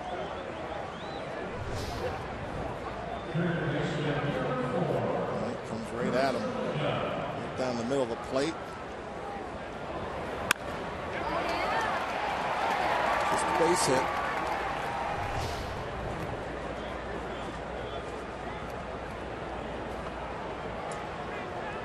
Liriano faces Chris Valaika for a 3rd time. He struck him out and walked him. Valaika with 3 hits in the first game.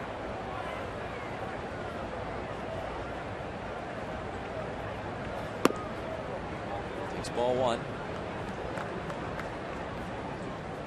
One-time draft pick of the Cincinnati Reds out of the University of California in Santa Barbara. Signed a minor league deal with the Cubs before this season.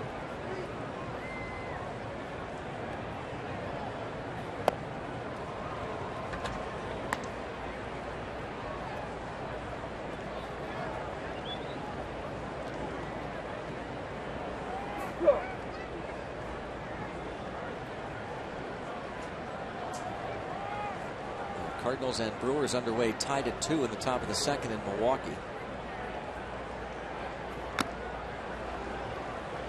The Pirates hold on and win this one, and the Brewers beat the Cardinals. The Pirates would be back to within 3.5 of first place in the Central.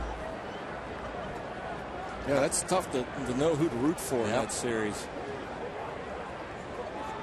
like to get by the Brewers, but there's still an outside chance you can take the division. In there toward right center, Polanco will put it away.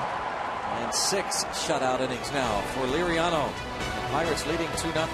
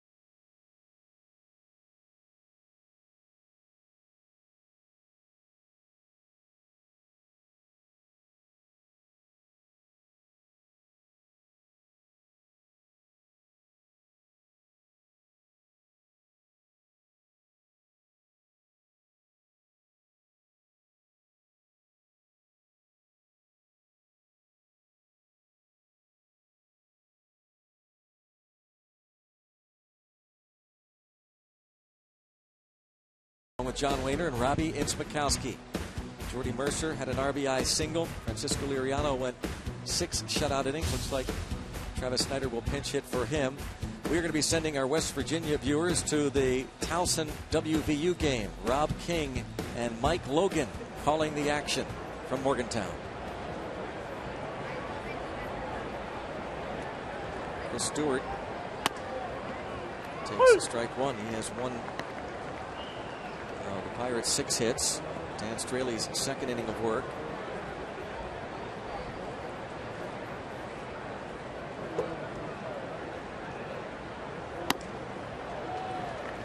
He's got one of those fastballs, those invisible fastballs. It just not much velocity. It just kind of stays on the same plane. Sneaks by the hitter.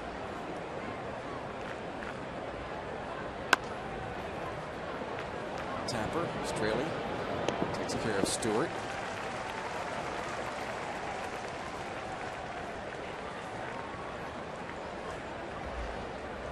And Straley this season made 7 starts with the A's. It was optioned to AAA Sacramento. And part of that big trade over to the Cubs for Jeff Samardzija.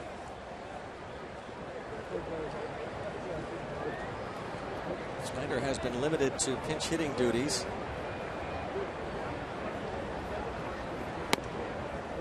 I don't know when we will see Pedro Alvarez again. He pinch hit yesterday and was unable to even jog to first base after a strikeout. Justin Wilson will replace Liriano.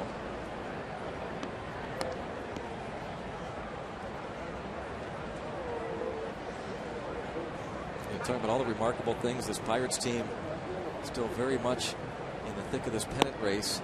A chance to go back to the postseason, doing it with the inconsistent starting staff. Liriano on the DL twice, Garrett Cole on the DL twice. Wandy Rodriguez was part of the rotation early, was released. The newcomer to the rotation, Vance Worley, certainly picking things up, but was in the minor leagues at the start of the year. Charlie Morton out, the DL. The bullpen inconsistencies to the point where the closer Jason Grilli traded. And talking about for much of this season doing a lot of the work, a lot of the W's without Pedro Alvarez, the co-leader in home runs last year, and may not see Alvarez anytime soon. Pretty remarkable.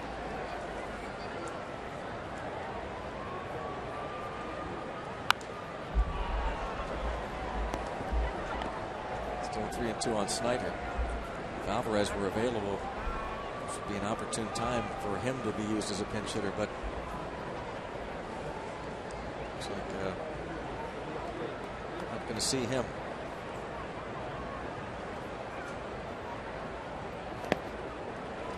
Pinch hitter Snyder draws the walk.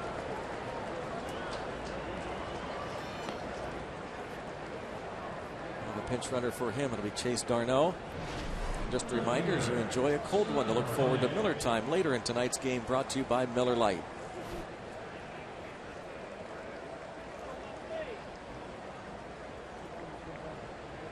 Well, see if Darno can get himself a stolen base, get in the scoring position, maybe push across that third run. Much like Starling Marte, we know, having seen Darno in the big leagues a couple years ago with the Pirates, he is fearless when it comes to running the bases.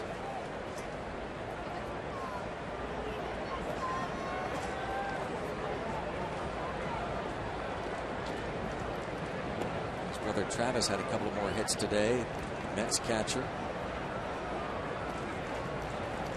But they fell to the Reds 2-1. Johnny Cueto is 17-8 with that W. Romas Chapman is 30th save. Darno had 30 steals this season at Indy.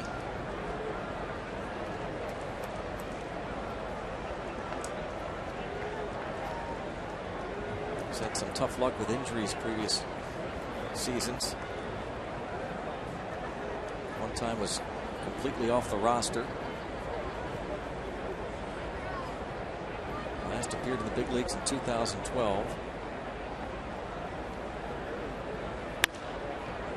That's fouled off by Marte.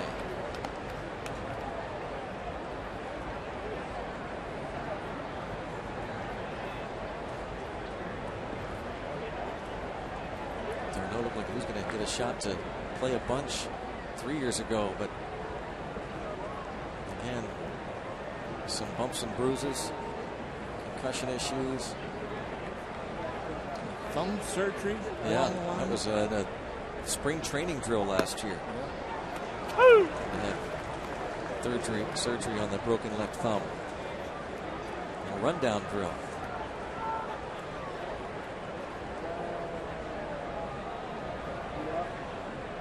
1-2 on Marte with Mercer on deck, leading 2-0.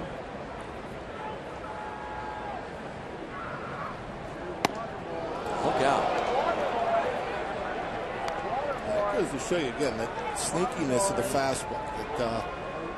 It just gets on you quicker than the velocity suggests, and Marte hardly able to react.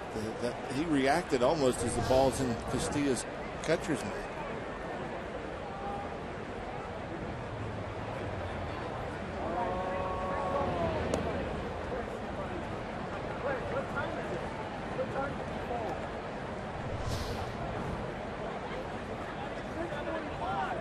Ball's in the mitt by the time he's turning away from it.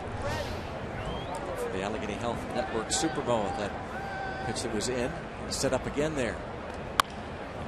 In on him, but strong enough to drop it into center field, putting 2 aboard with 1 out. Second hit for Marte in this game.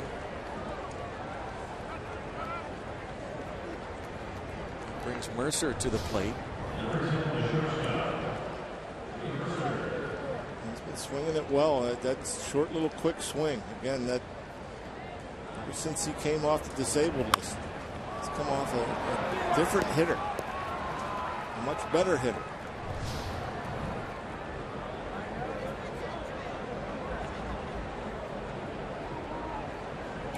Great speed on the bases.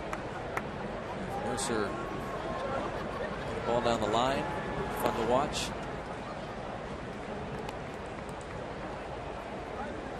Singled in the first run of this game in the first inning. Gabby Sanchez had a ground out that brought in Andrew McCutchen in the 3rd inning. That's been it.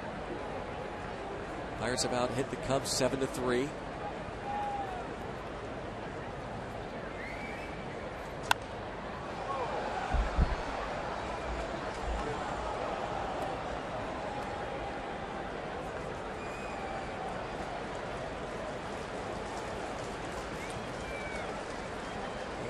Another nice start. 98 pitches, just 3 hits, a couple of walks, 9 putt shots. He's looking for Mercer to come through. A little insurance. Pick up that 4th win. He's off the breaking ball.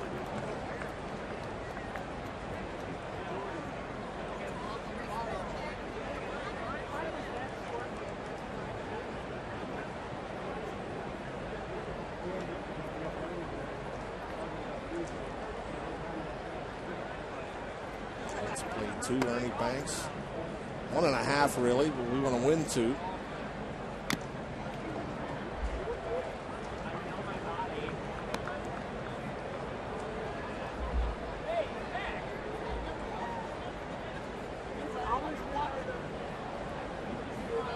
A walk to the pinch hitter Snyder with 1 out. Darno, the pinch runner, moving to second on the base hit by Marte.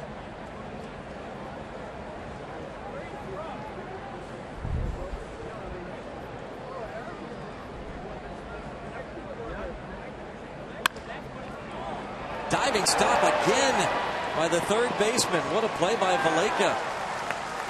2nd time he's robbed a Pirate of a hit. Gabby Sanchez in the 3rd, and now Mercer here in the 7th. Yeah, and Clint Hurdle's going to work his way out of the dugout. A very close play at second base, but Valaika, yeah, he's been all over the place, diving for a number of balls. Man, that's... when the ball stays down like that, too, that makes it even more difficult. Clint works his way back down the steps. It's a big play, saving a run. Valaika was at first base in the 1st game. A couple of fine defensive plays here in this one. For the time being, it remains 2-0.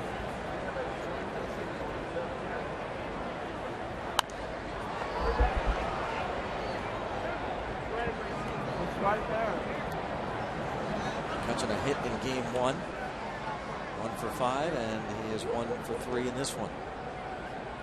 Felix DeBrunt, the lefty, went 5 innings, gave up 5 hits on 2 runs. This is the 2nd inning of work for Dan Straley.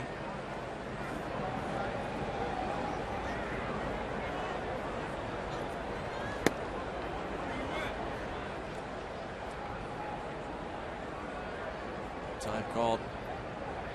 Castillo talk with Straley.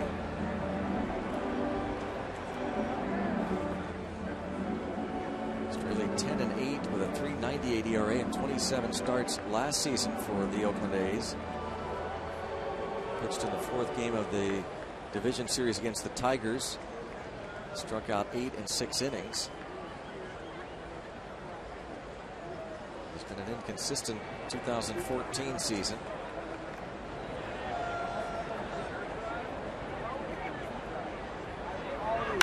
Lined into center field. Andrew McCutchen, almost like a backbreaker for the Cubs, who got that great play from Valaika. McCutchen rips it into center to bring home Darno. It's 3-0. Yeah, that's a big hit now. Straley able to throw some of those sneaky quick fastballs by some guys, but not the MVP. Andrew McCutchen can hit a fastball as well as anybody, and that ball was crushed. Right back through the middle, short, quick. Big hit from Andrew McCutchen.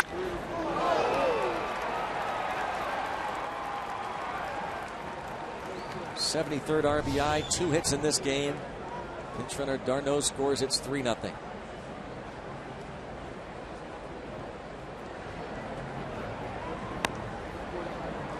Ball 1 on Neil Walker.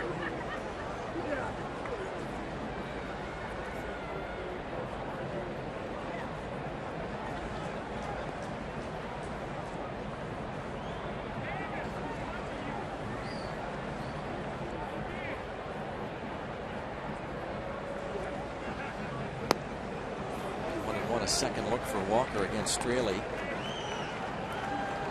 who struck him out last inning.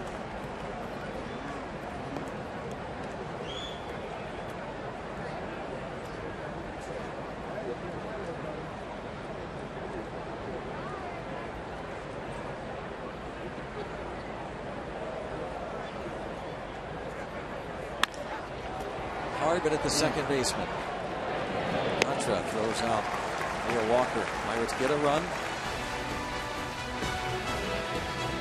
Liriano, the Bucks lead 3-0.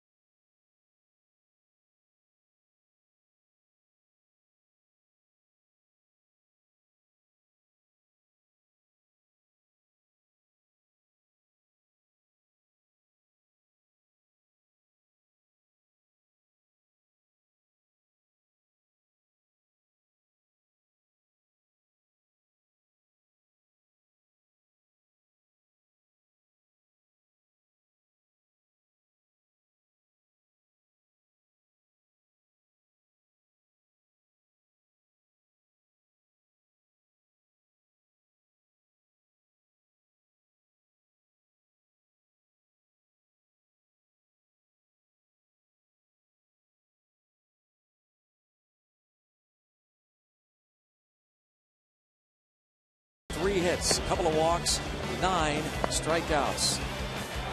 Blanking the Cubbies through his 6 innings. Francisco Liriano, an outstanding performance, giving the Pirates a shot at winning 2 games today here at Wrigley Field, although it'll officially be a win yesterday. Game that was suspended in the 7th inning, picked up today. The Liriano line, 3rd highest strikeout total of the year.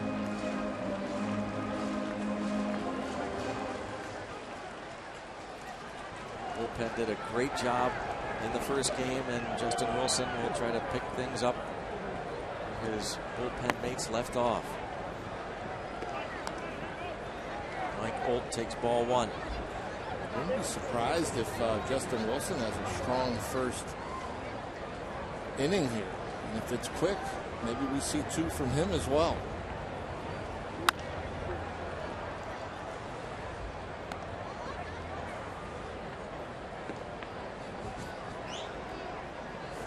Ravenstall.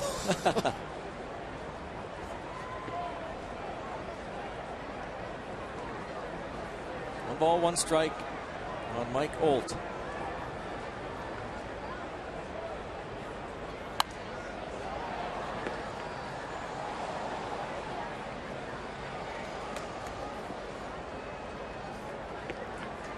One and 2 on Holt. Justin Wilson has been pitching much better lately. A little bit of a hiccup.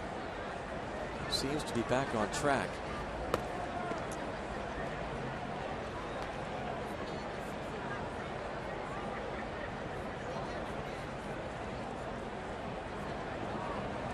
Four-seamer so far, miss at bat. Throwing a cutter. Stewart can't hang on to the 96 mile per hour pitch, just getting a piece of it. Result.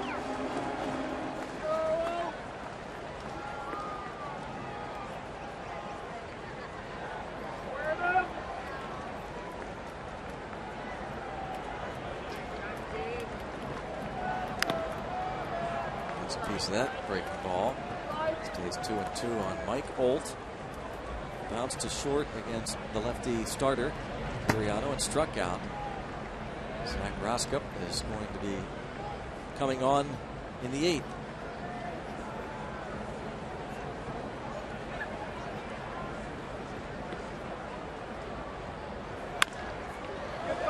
That's a fair ball. Over the bullpen mound into the corner. Kicks off the side wall and a double for Mike Olt.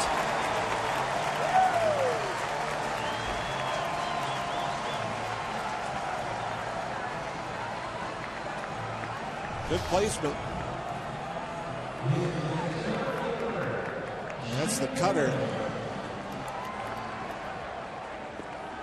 Just by the diving Morel, just by Marte, trying to cut it off and maybe have a play at second.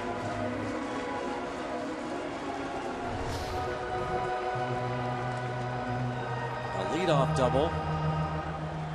First time the Cubs have had their leadoff man on in this game.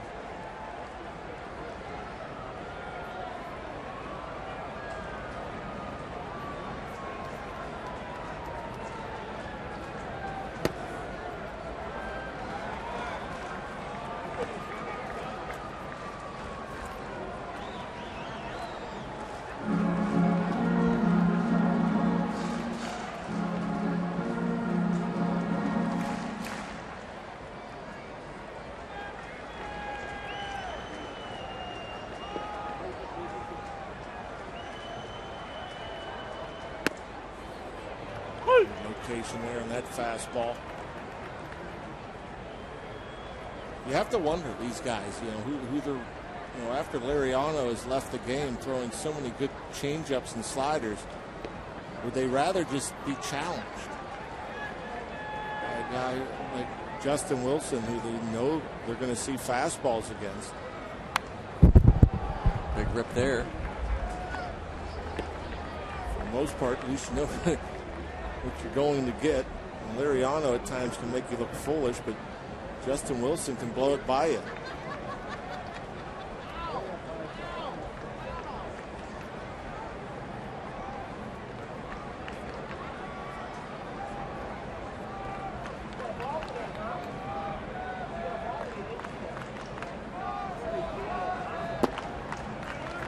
Two and two.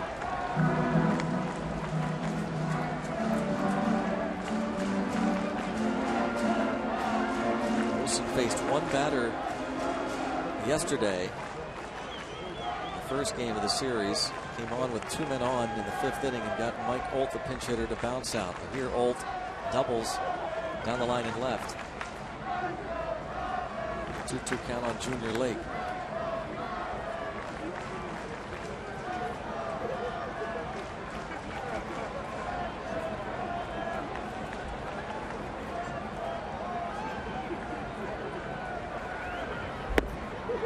Yes. One away. We had the Pittsburgh studios for a game break on the WVU game.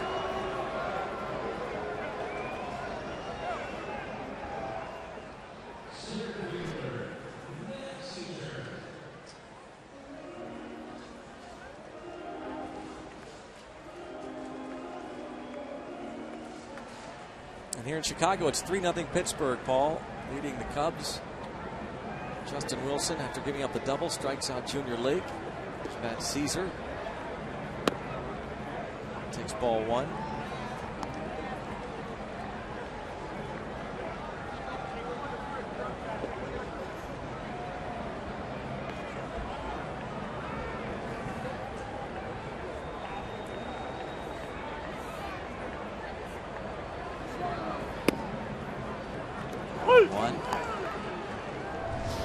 Struck out Junior Lake with this pitch. Well, that's right there. Lake unhappy with that call, but only got the knee a little above it.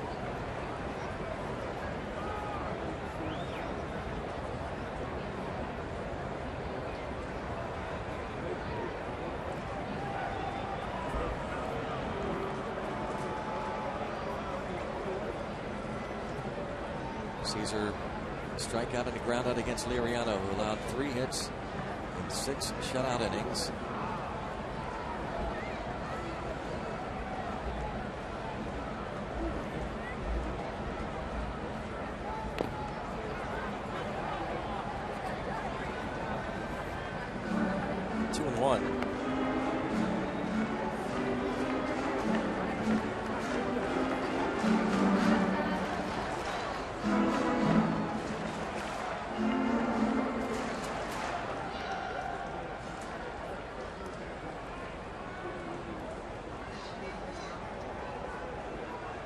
Two and one the count.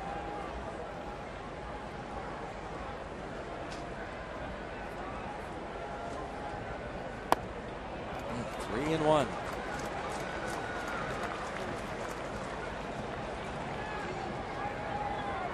Don't want to bring that tying run up there. There's Coughlin on deck. Brent Correa went with the right-handed lineup. Nothing but lefties on that bench.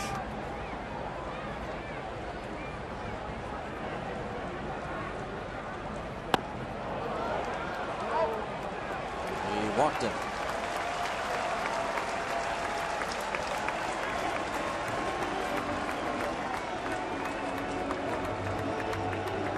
Coughlin will bat and Jared Hughes will get up.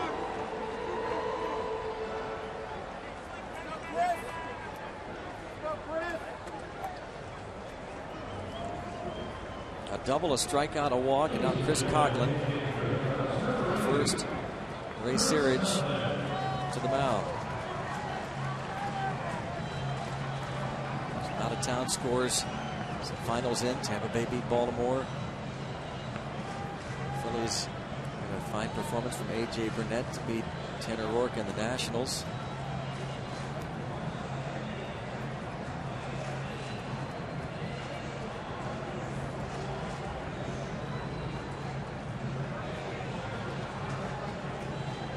The Phillies are starting to play better ball. Pirates will be in Philadelphia during this road trip Monday night, 4-game series against the Phillies. You always wonder about that. You think you play a team like the Cubs, they're young, they're hungry, they want to prove themselves, they're going to come out and maybe all that they got. An older veteran team like the Phillies, a lot of teams like that would just want to play out the stretch. Yeah, they're not playing like that. No, not at all. They've won 8 of their last 11. Coughlin, pinch hitting, takes a strike.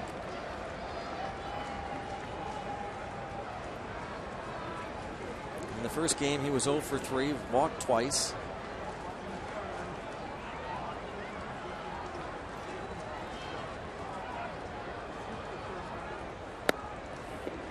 And a couple of strikes on him now.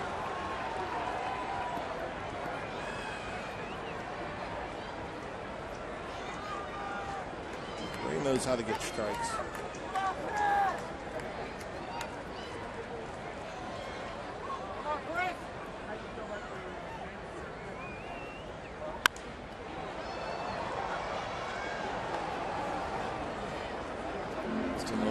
Chris Coughlin, one-time Rookie of the Year.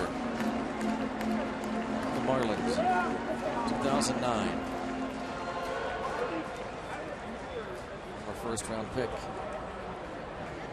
The Fish. Hanging in there, you see, against lefties. There's decent splits.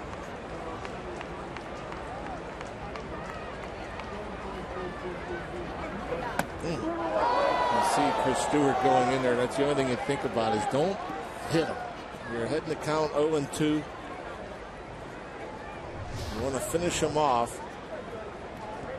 And almost hit that back arm.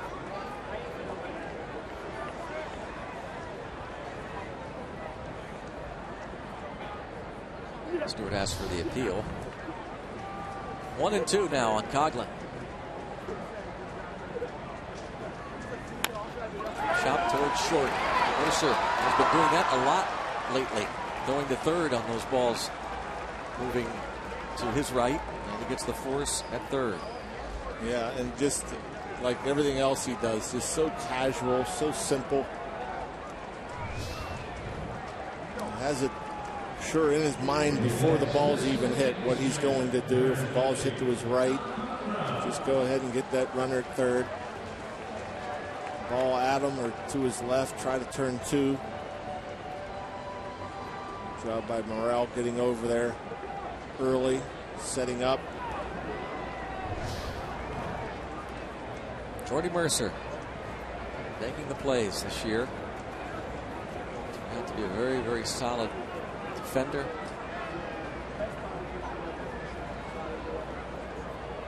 Now, Contra takes ball one. Pretty good pitch.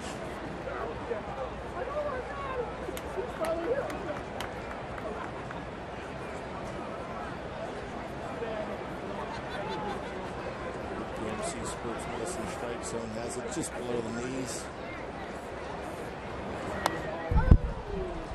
I didn't want to. I got it. 1-1.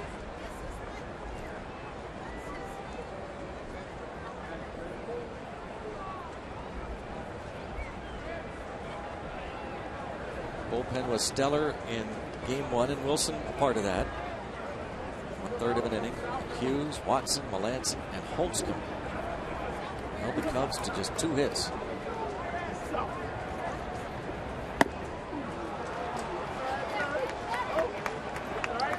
Six gets by him.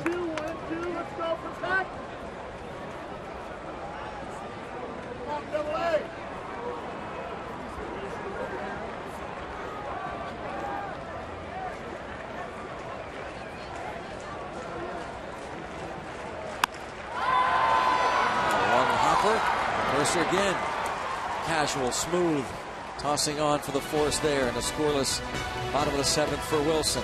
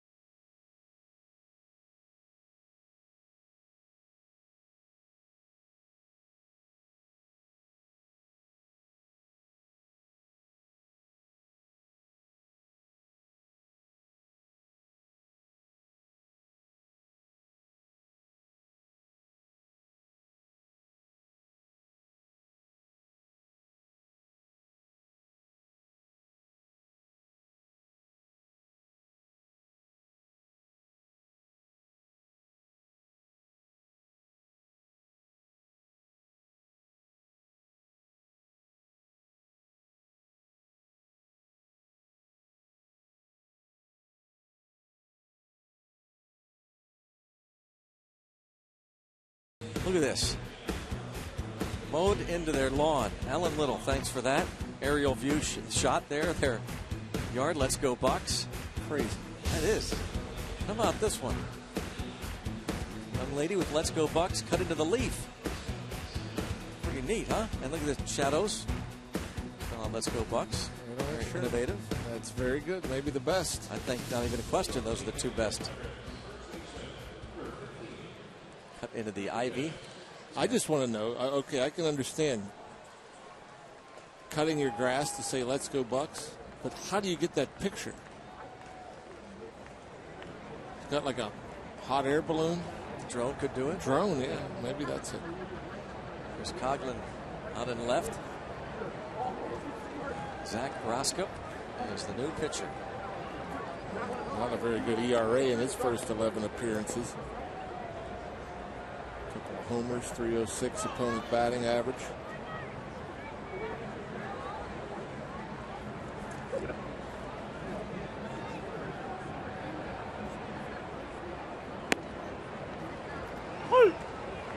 Davis takes strike one. Davis, pinch hitter in the 6th inning and singled, stayed in for Gabby Sanchez at first.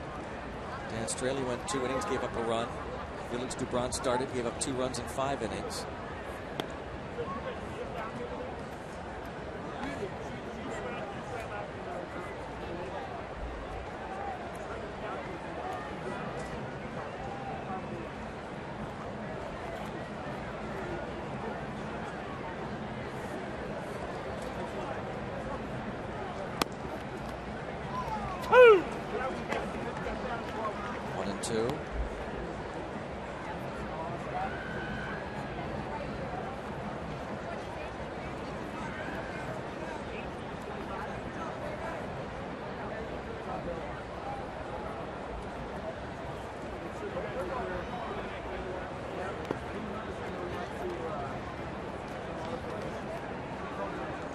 Two count on Ike Davis. Polanco on deck, and Brent Morrell scheduled. Oscar, one-time member of the Tampa Bay Rays organization, traded to the Cubs along with Matt Garza 3 years ago.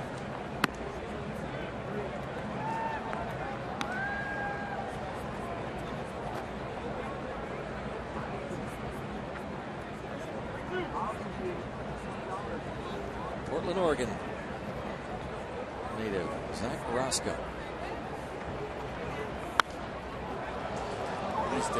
This day and age, you know, everybody looks for left-handed pitching. Has a pretty good arm, gets a fastball up there. Left-handed specialists are always in need, especially if you can spin it, throw strikes. Off with a walk. Back to Paul Alexander for another game break on that WVU game.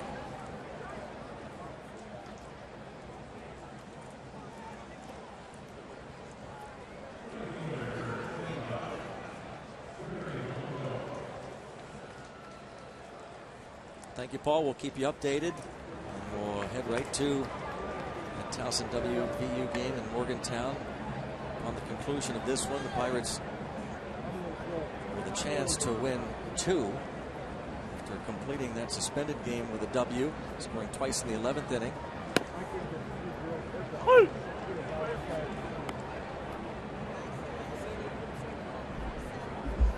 Bronco pitching in the 6th and struck out.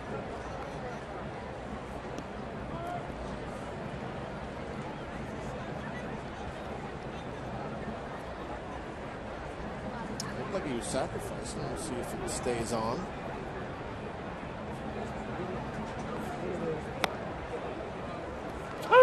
Couple of strikes on him.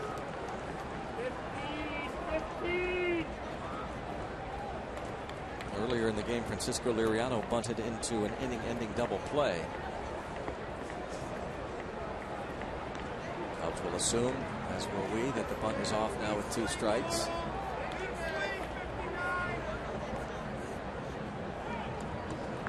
Are going to get up. Right-hander Yuji Fujikawa, who pitched in the first game.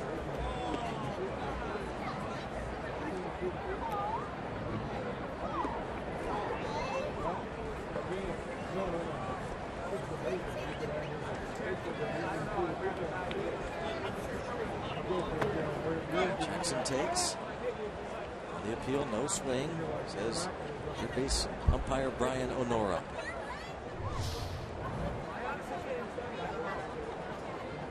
Not much of an offer there.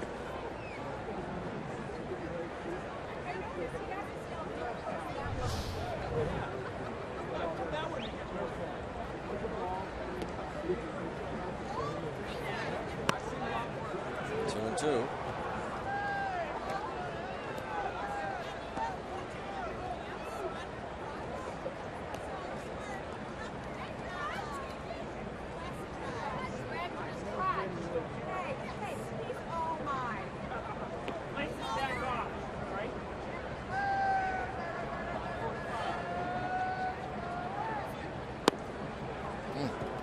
That's one thing that will keep you from being that left-handed specialist. If you can't throw strikes, Left on left, 3-ball counts.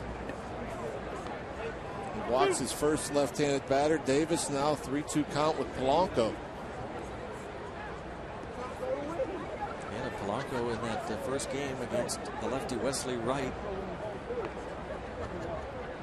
walked. Jeez.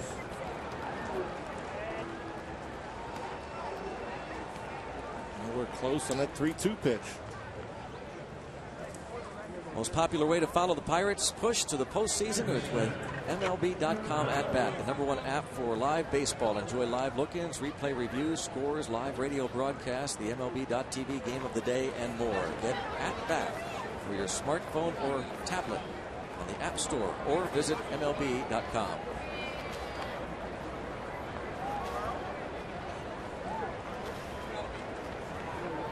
Morel up probably to bunt. Nick Leva checked in with him.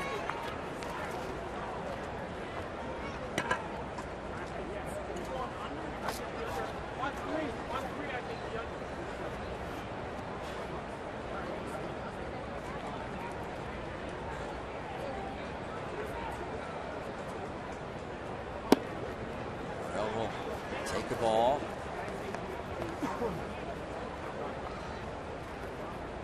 Roscoe walks the first 2 batters in this 8th inning with his club down 3.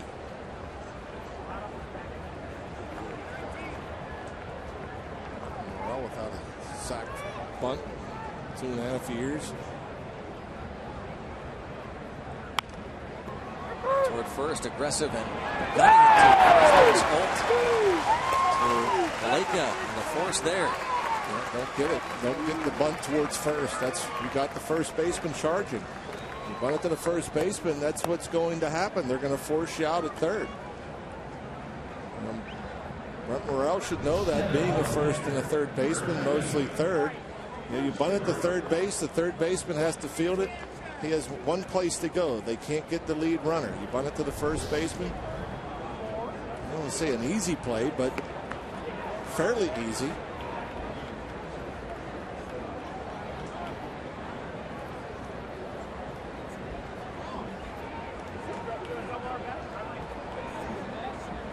Say the Pirates are 0 for 3 then in the sacrifice bunt department with what Liriano did, bunting into a double play. And even though Polanco ends up drawing the walk, he was asked to bunt. And that's a huge out. You walk the first. You got to bring a lefty to face 2 lefties. They walk them both. Basically give him an out there. Chris Stewart 1 for 3.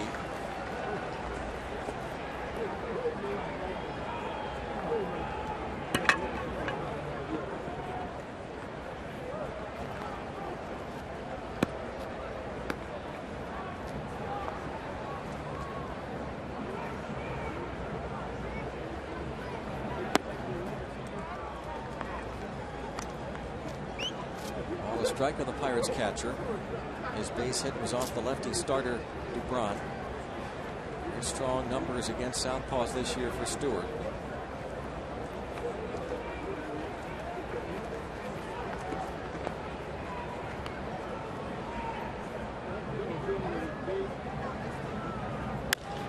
Toward left field, that could be trouble. It is a base hit, and Polanco now will be waved home. He was waiting to make sure the ball fell in. It does. Stewart delivers an RBI single, and it's 4-0 Pirates. Chris Stewart, I mean, you just can't say enough about the job he has done. Limited action, he gets starts and he gets hits. Picking up his teammate. 2 on and an out, gets a fastball down and in. Again, short and quick. Adds on for the Pirates.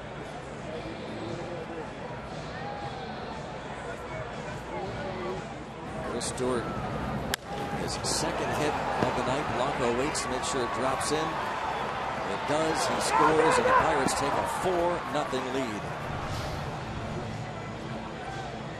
That's it for Roscoe. New pitcher coming on.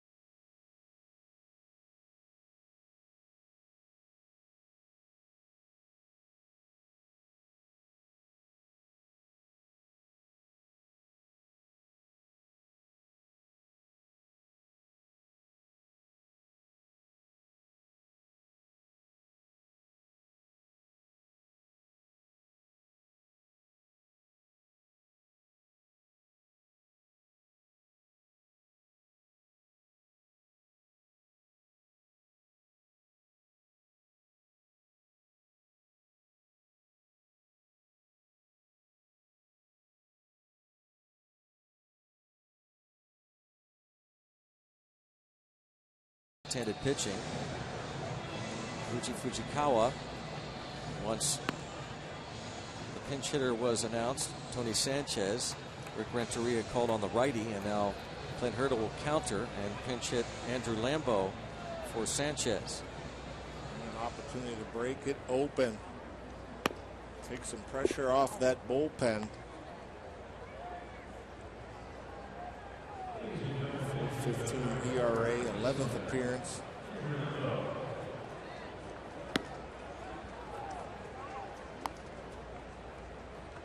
Rick Renteria, the rookie skipper, calling on Fujikawa. Fujikawa, the last out in the 11th inning.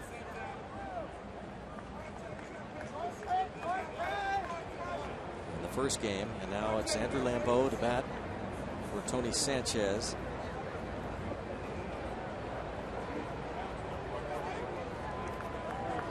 With 2 on and 1 out and a run in.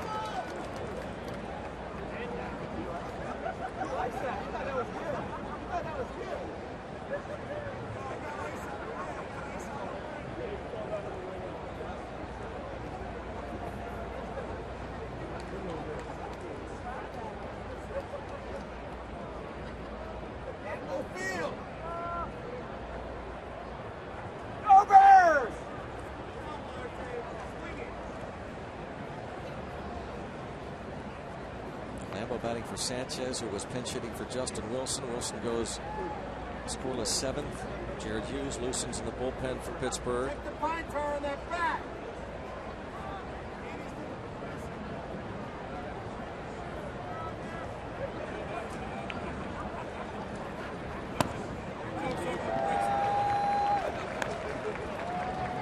Chases a high one.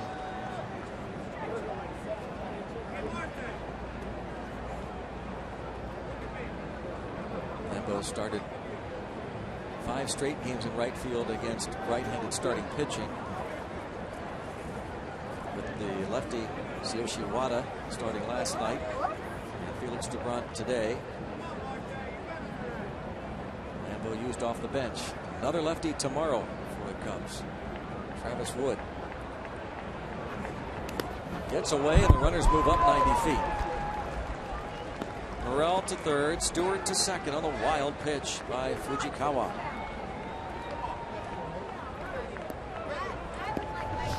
Well, you'll take it. Ball well inside and short. Well, you don't need a base hit to score a run. Sac fly will do.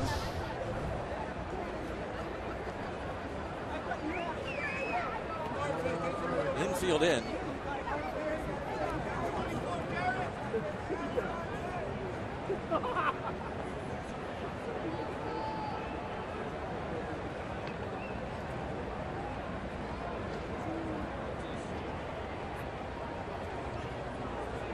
For sure, Fujikawa is quick.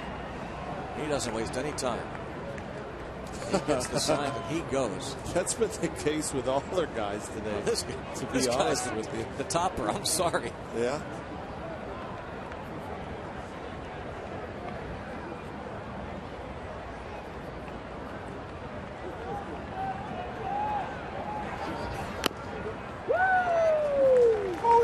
Two.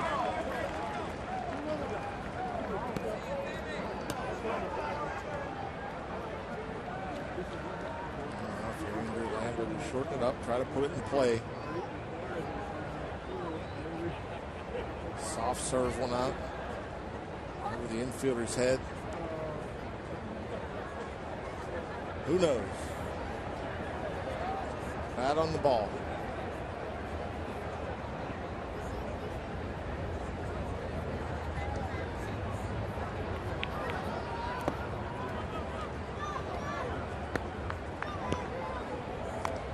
Balls, 2 strikes.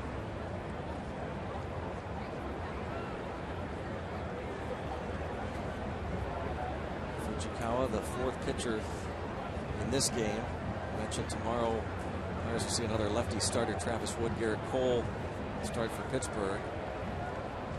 Pirates will miss Kyle Hendricks, standing young right-hander from picked up from the Cubs, the Texas Rangers organization 2 years ago. Earlier we were talking about how they got Kyle Hendricks. They got Kyle Hendricks from Texas, Ryan Dempster. Involved in that A's trade. 2-2.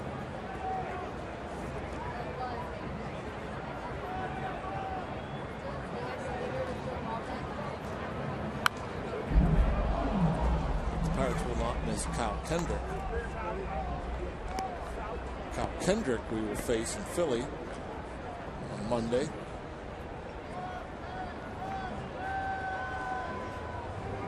Two and two.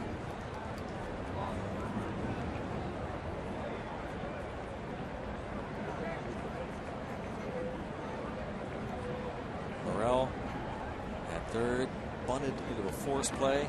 Stewart at second. Infield in.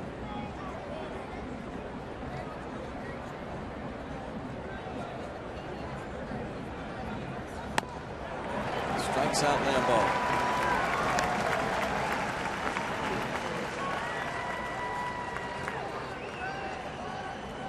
As we talked about, the Nissan Road ahead Travis Wood tomorrow against Garrett Cole. Pirates hopefully will be aiming for a sweep of the Cubs. Cole makes his 18th start of the year. What a great year for Wood. A lot of walks, ERA almost 5. Didn't like that matchup if you're a Pirate fan.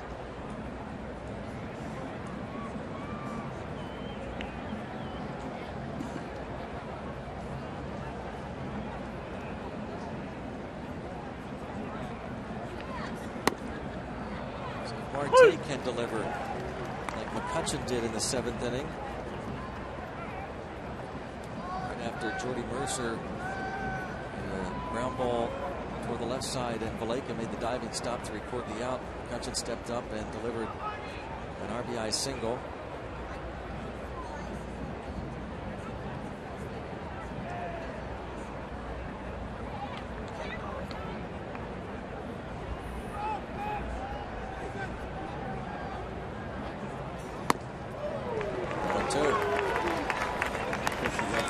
Upstairs. Hard to get on top of.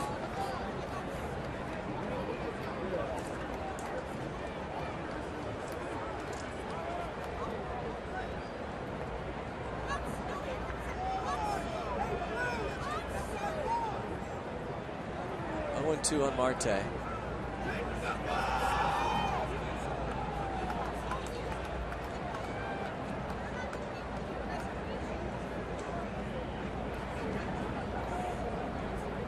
He's got 2 different set positions. Oh, yeah.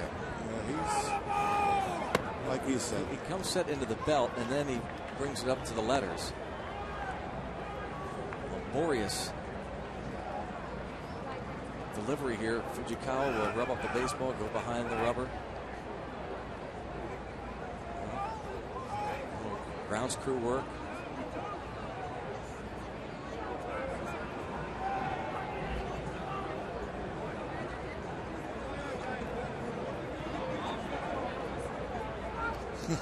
Brother. It took him so long to get on the rubber. Marte. Yeah, I can't blame Marte. Stepped off.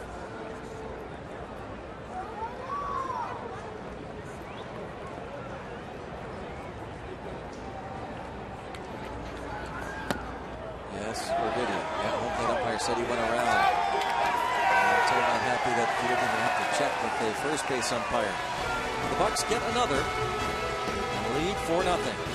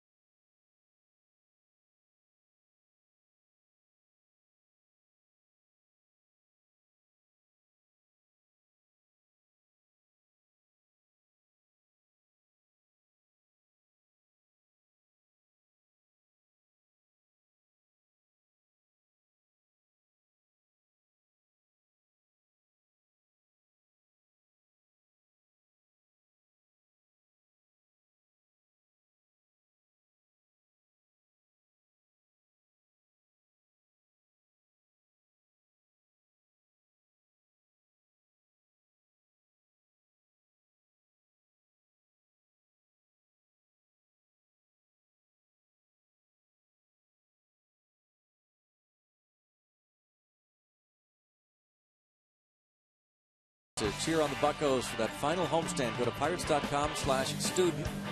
See all the remaining eligible game dates. Pirates' last homestand will begin next Friday against these Cubs. Off day the following Monday, and then 3 with the Boston Red Sox Interleague Series. It starts Tuesday night the 16th. Tickets available for that series, and the Brewers in for the final regular season weekend.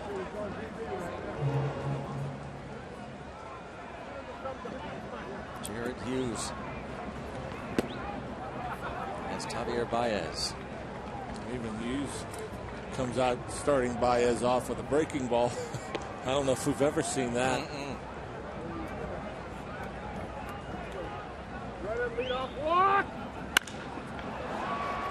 Shortstop Mercer takes care of Baez. You actually could hear some mock cheers that he made contact. Good Hughes sinker producing another ground ball.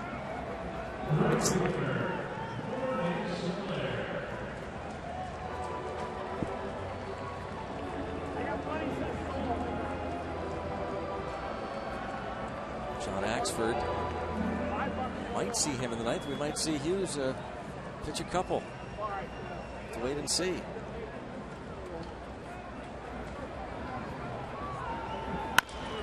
Bounce to the shortstop. If Hughes is going to be efficient, I think he would be available. Quick couple of outs. Soler bounces to short. In case you missed the resumption of the suspended game yesterday, Clint Hurdle went with Tony Watson and Mark Melancon for 2 innings. Melancon pitching the 9th and 10th. Watson pitched the 7th and 8th. And John Holtzcomb, second major league appearance this week, pitched a 1-2-3 bottom of the 11th for his first career save.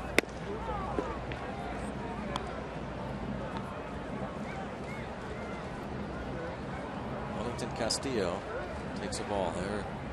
Combination, Lanson and Watson. Hey, rally cap.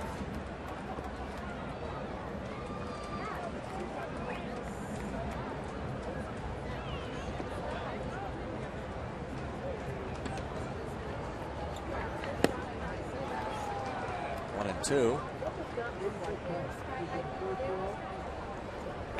Hughes acting like he's got a plane to catch, unlike Fujikawa. I was just about to say, He was just ready. Firing. Get it and go. Oh, close 2-2.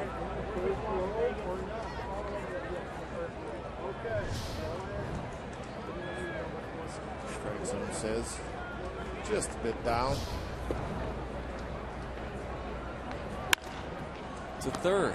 Morel across the diamond, and 1-2-3 in a hurry for Jared Hughes. To the 9th we go. 4-0 Bucks.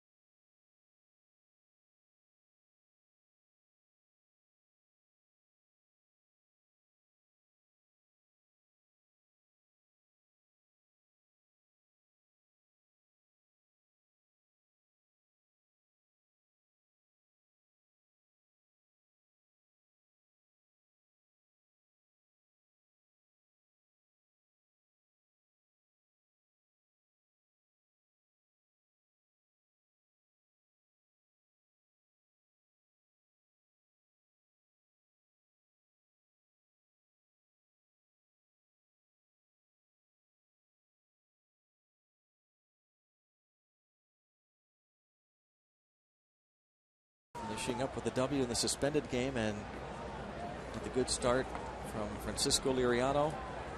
Jared Hughes, 1, 2, 3, 8th inning. See if he goes out for the 9th. Arodys Vizcaino now takes over.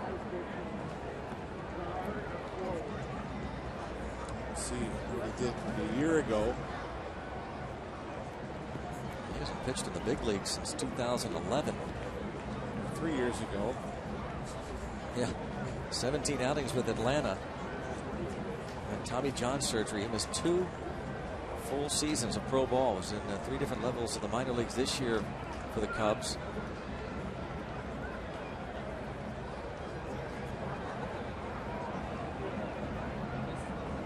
This has to be quite a moment for him.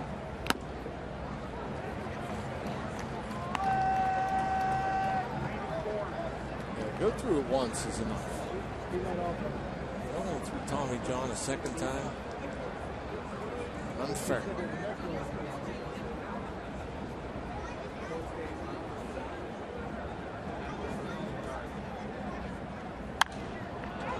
And popped up.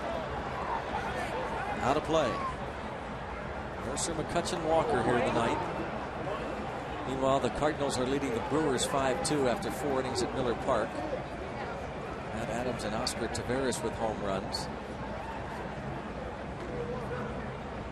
Kyle Loesch giving up 5 runs in 4 innings, and he's out of there. Lance Lynn for the Cardinals.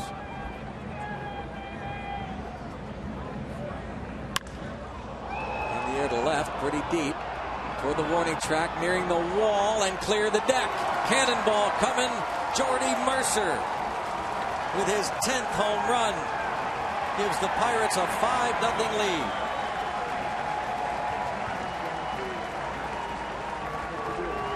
Let's keep adding on. Picket fence. 5 innings now the Pirates have scored in for their 5 runs. And Jordy Mercer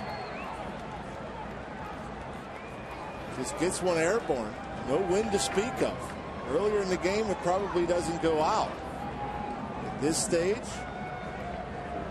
3 or 4 rows deep. His 2nd home run of the road trip. Homered on Tuesday against the Cardinals. Number 10 on the year for Mercer. Breaking ball. Left spinning. Up, inner third.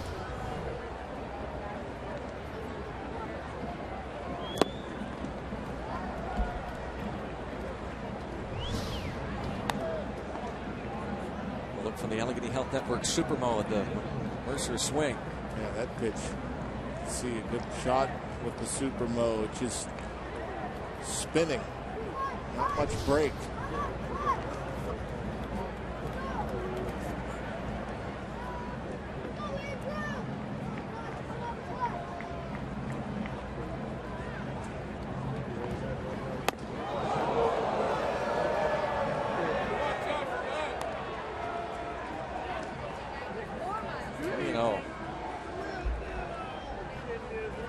Nice greeting.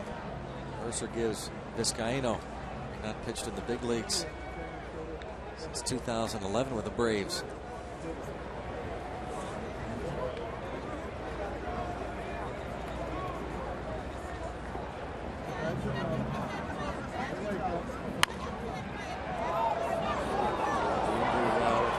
Green light.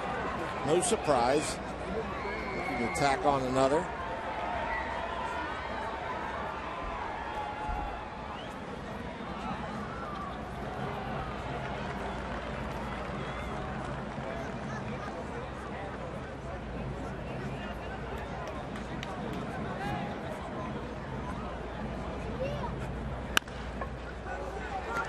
Is a foul ball, says third base umpire Brian Onora. That must be just foul. I mean, that when it bounced past the bag, it almost looked like it hit the line.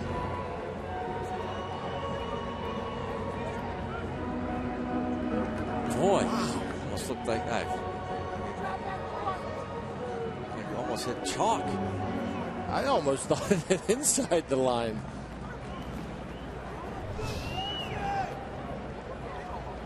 Nick Leva didn't say much. He has as good a look as anybody. He certainly could see if it hit the line. Wow.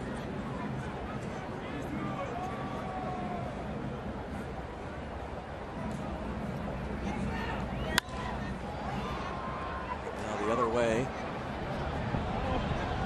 Bounces untouched. Soler goes over to take a look. Another look at what was ruled a foul ball.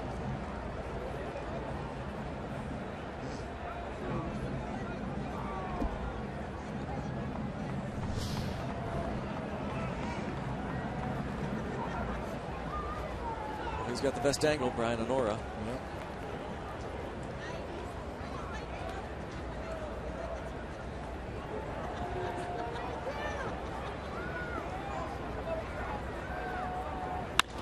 Up the middle, he still gets a hit. His third hit of this game.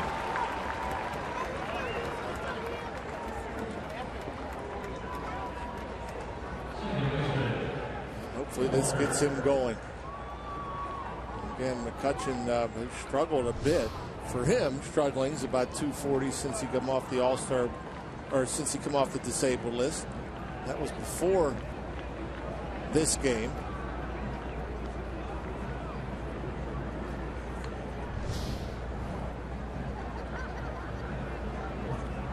Aboard for Neil Walker.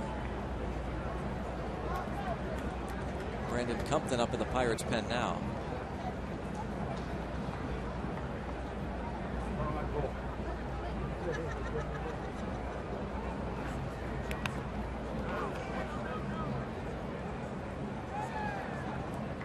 Didn't feel good. That sounded like it got nothing but skin. Missed the padding, the chest protector of Castillo. I think got right arm, right bicep, perhaps. Yep, right in the right bicep.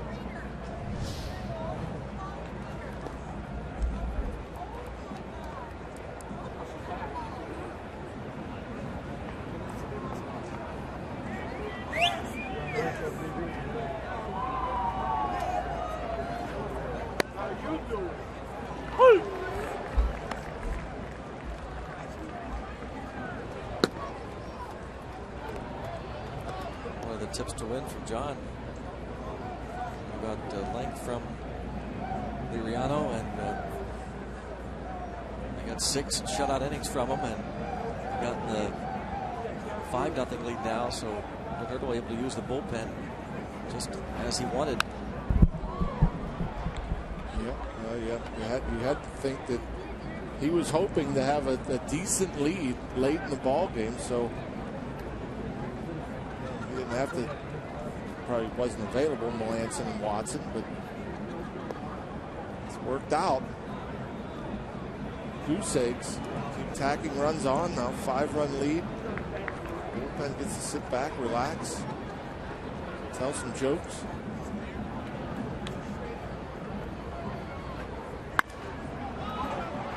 Popped up left side.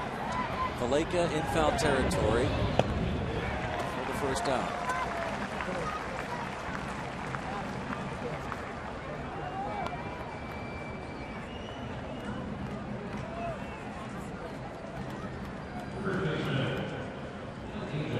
With 3 of the hits in this game. Pirates with 11 hits total. They had 9 in the first one and winning 5-3. McCutchen in game 1 was 1 out of 5.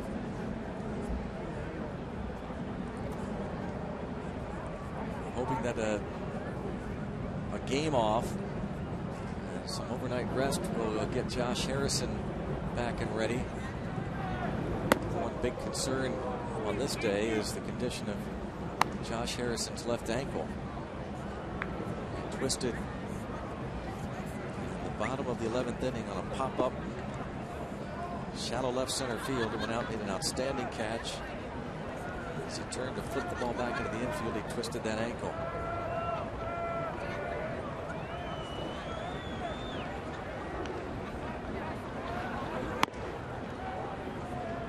2-0 count, and Castillo will take a trip out to the mound.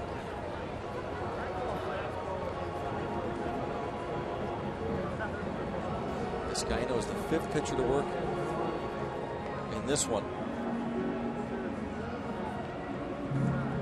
9 in game 1. As Vizcaino returns to the major leagues for the first time since 2011. Came to the Cubs in July of 2012. Paul Maholm was sent from Chicago to Atlanta.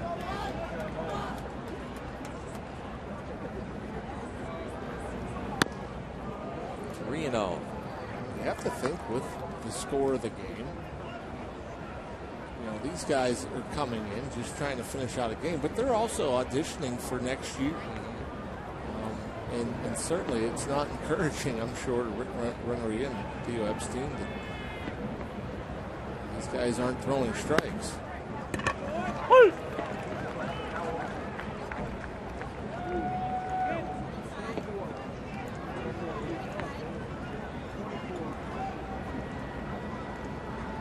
Renteria is going to get another pitcher out, Blake Parker, in the bullpen. 3-1 on Davis. Full count. Where's Charles? He missed. I'll text you.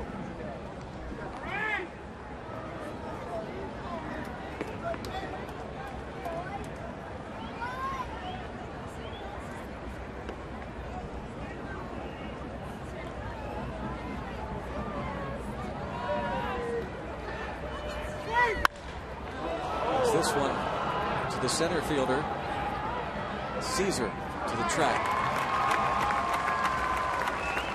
I just missed it.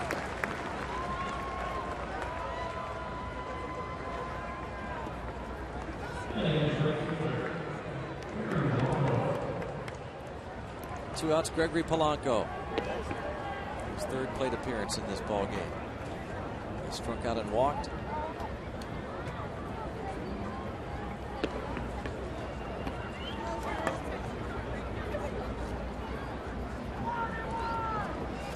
This ball game ends. He's sending you down to Morgantown. Mountaineers lead 17-0 over Towson.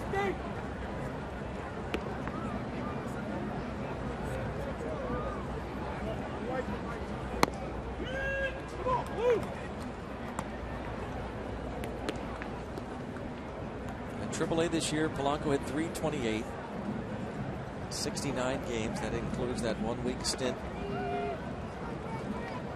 before the rosters expanded. It's only been a handful of at-bats, but as Clint Hurdle said after his first pinch hit appearance the other day in St. Louis, he looks more comfortable.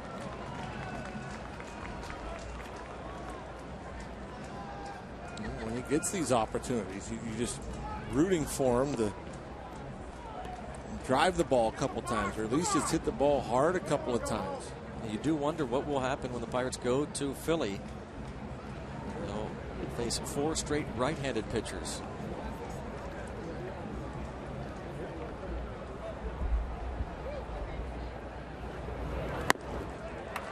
One and two.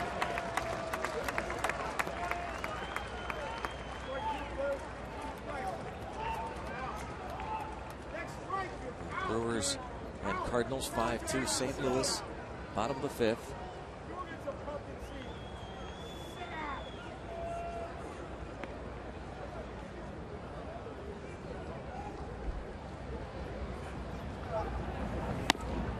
If these scores hold up, we move just a half a game back of the Brewers, right?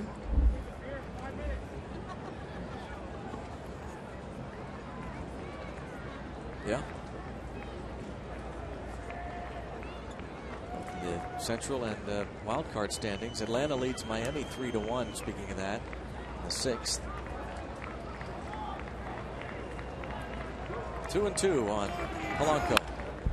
That'll be a fun series. You got to figure when we go to Atlanta for 4 games. All right, these are the 2 standings. And Not to mention the series when the Brewers come back to Pittsburgh. It'll be a big series.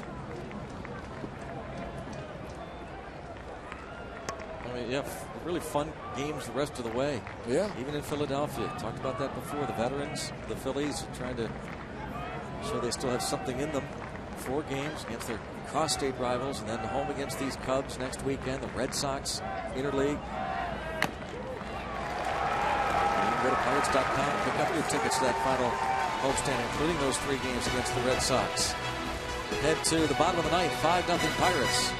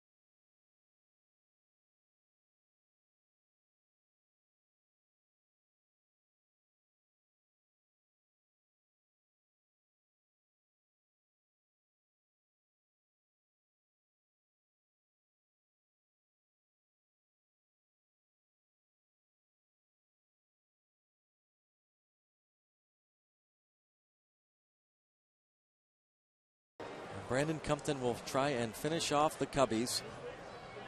It's winning 5-3 in the first game, and these Cub fans, you can't keep them down. Figure out. Fired up. That's a rally hat on to see. Oh, yeah. Been there about 6 hours. I'm sure plenty of trips to the concession stands.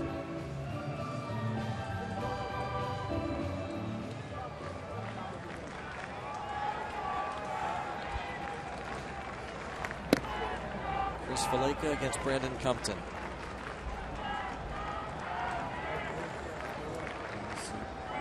Brandon, I'm guessing, just pound that strike zone. Likes to attack hitters.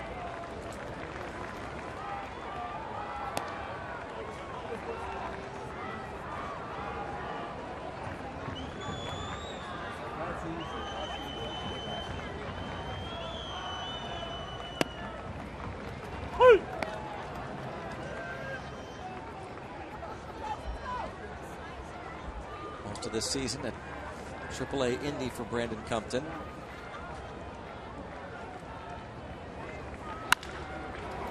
Ground ball up the middle for a base hit. Blake on base for the 2nd time in this game. His first hit in 4 trips.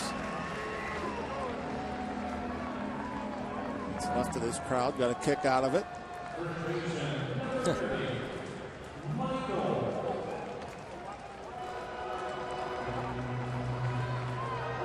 Pitched 3 scoreless innings in St. Louis, not in relief of Jeff Locke, who was ineffective against the Cardinals.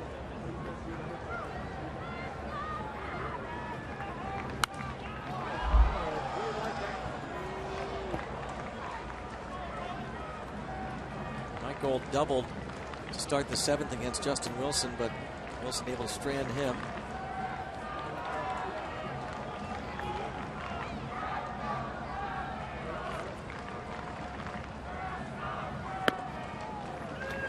strike.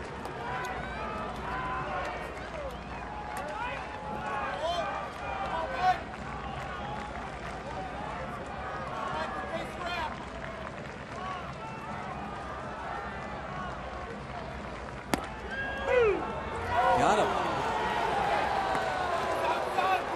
Got him looking.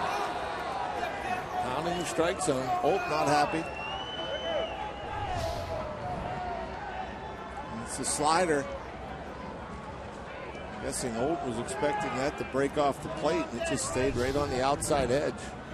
Not much to complain about there. Logan Watkins will pinch hit for the pitcher.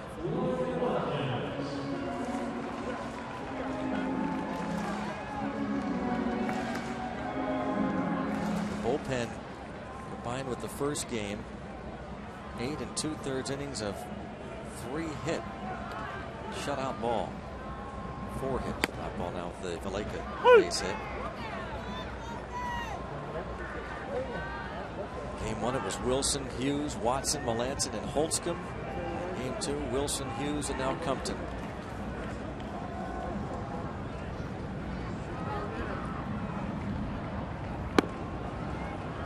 Oh, and 2.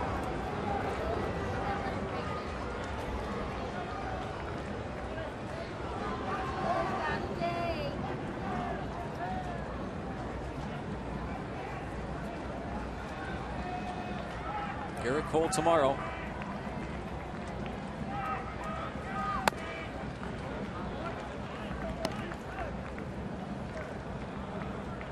After the final out, we'll send you down to Morgantown for the WVU Towson game. 24-0 WVU in front. Ooh.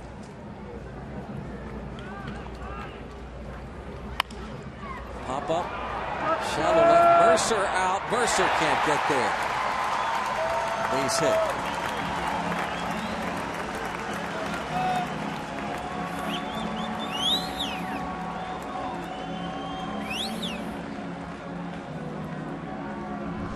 Almost. Just a little fister. Good jump from Mercer. Just didn't have long enough arms.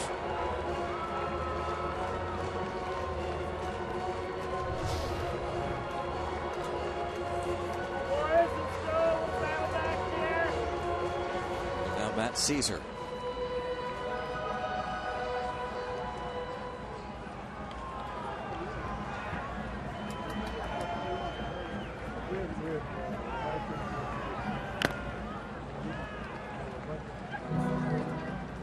This game belongs to Liriano. 6 shutout frames, 3 hits, a couple of walks, 9 strikeouts. Would improve to 4 and 10.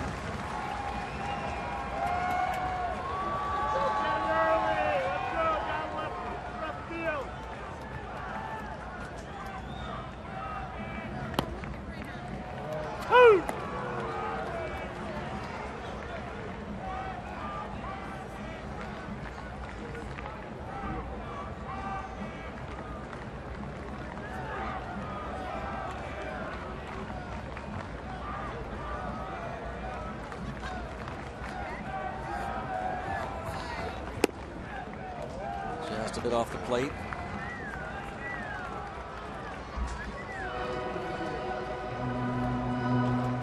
Liriano's ERA the second half since the All-Star break down to 2.5.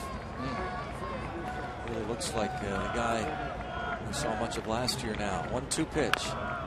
Stays 1-2 on Caesar.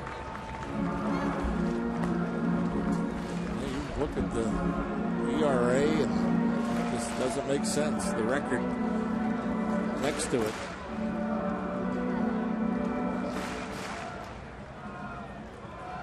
His first win since July 29th. And he's given up 2 or less. 7 starts since then.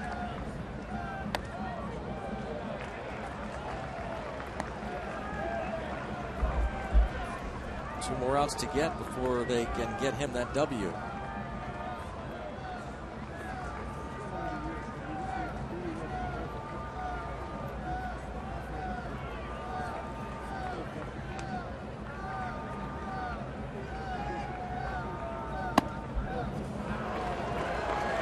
full count.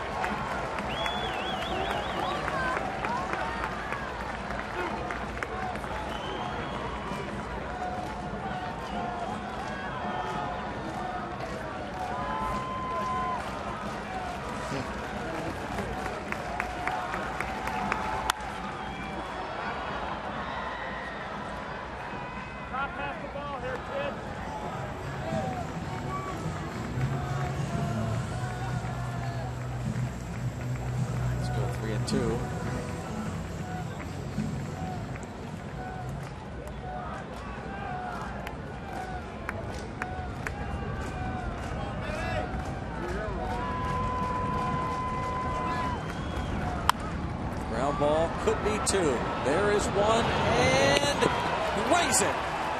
Buccos get 2 wins today. Raise the Jolly Roger. A 5-0 shutout. Andrew McCutchen and company dusting off that sweep in St. Louis and looking to earn the sweep in Chicago. And we've seen it all year long. We saw it last year too. This team, just when you think they're down or they might hit a bump in the road, they just turn it around. They did it earlier today, able to work out tough extra inning win, and then this game, all pitching, dominating. all day today actually. Pitching dominated them, not allowing the Cubs a single run and picking up 2 wins.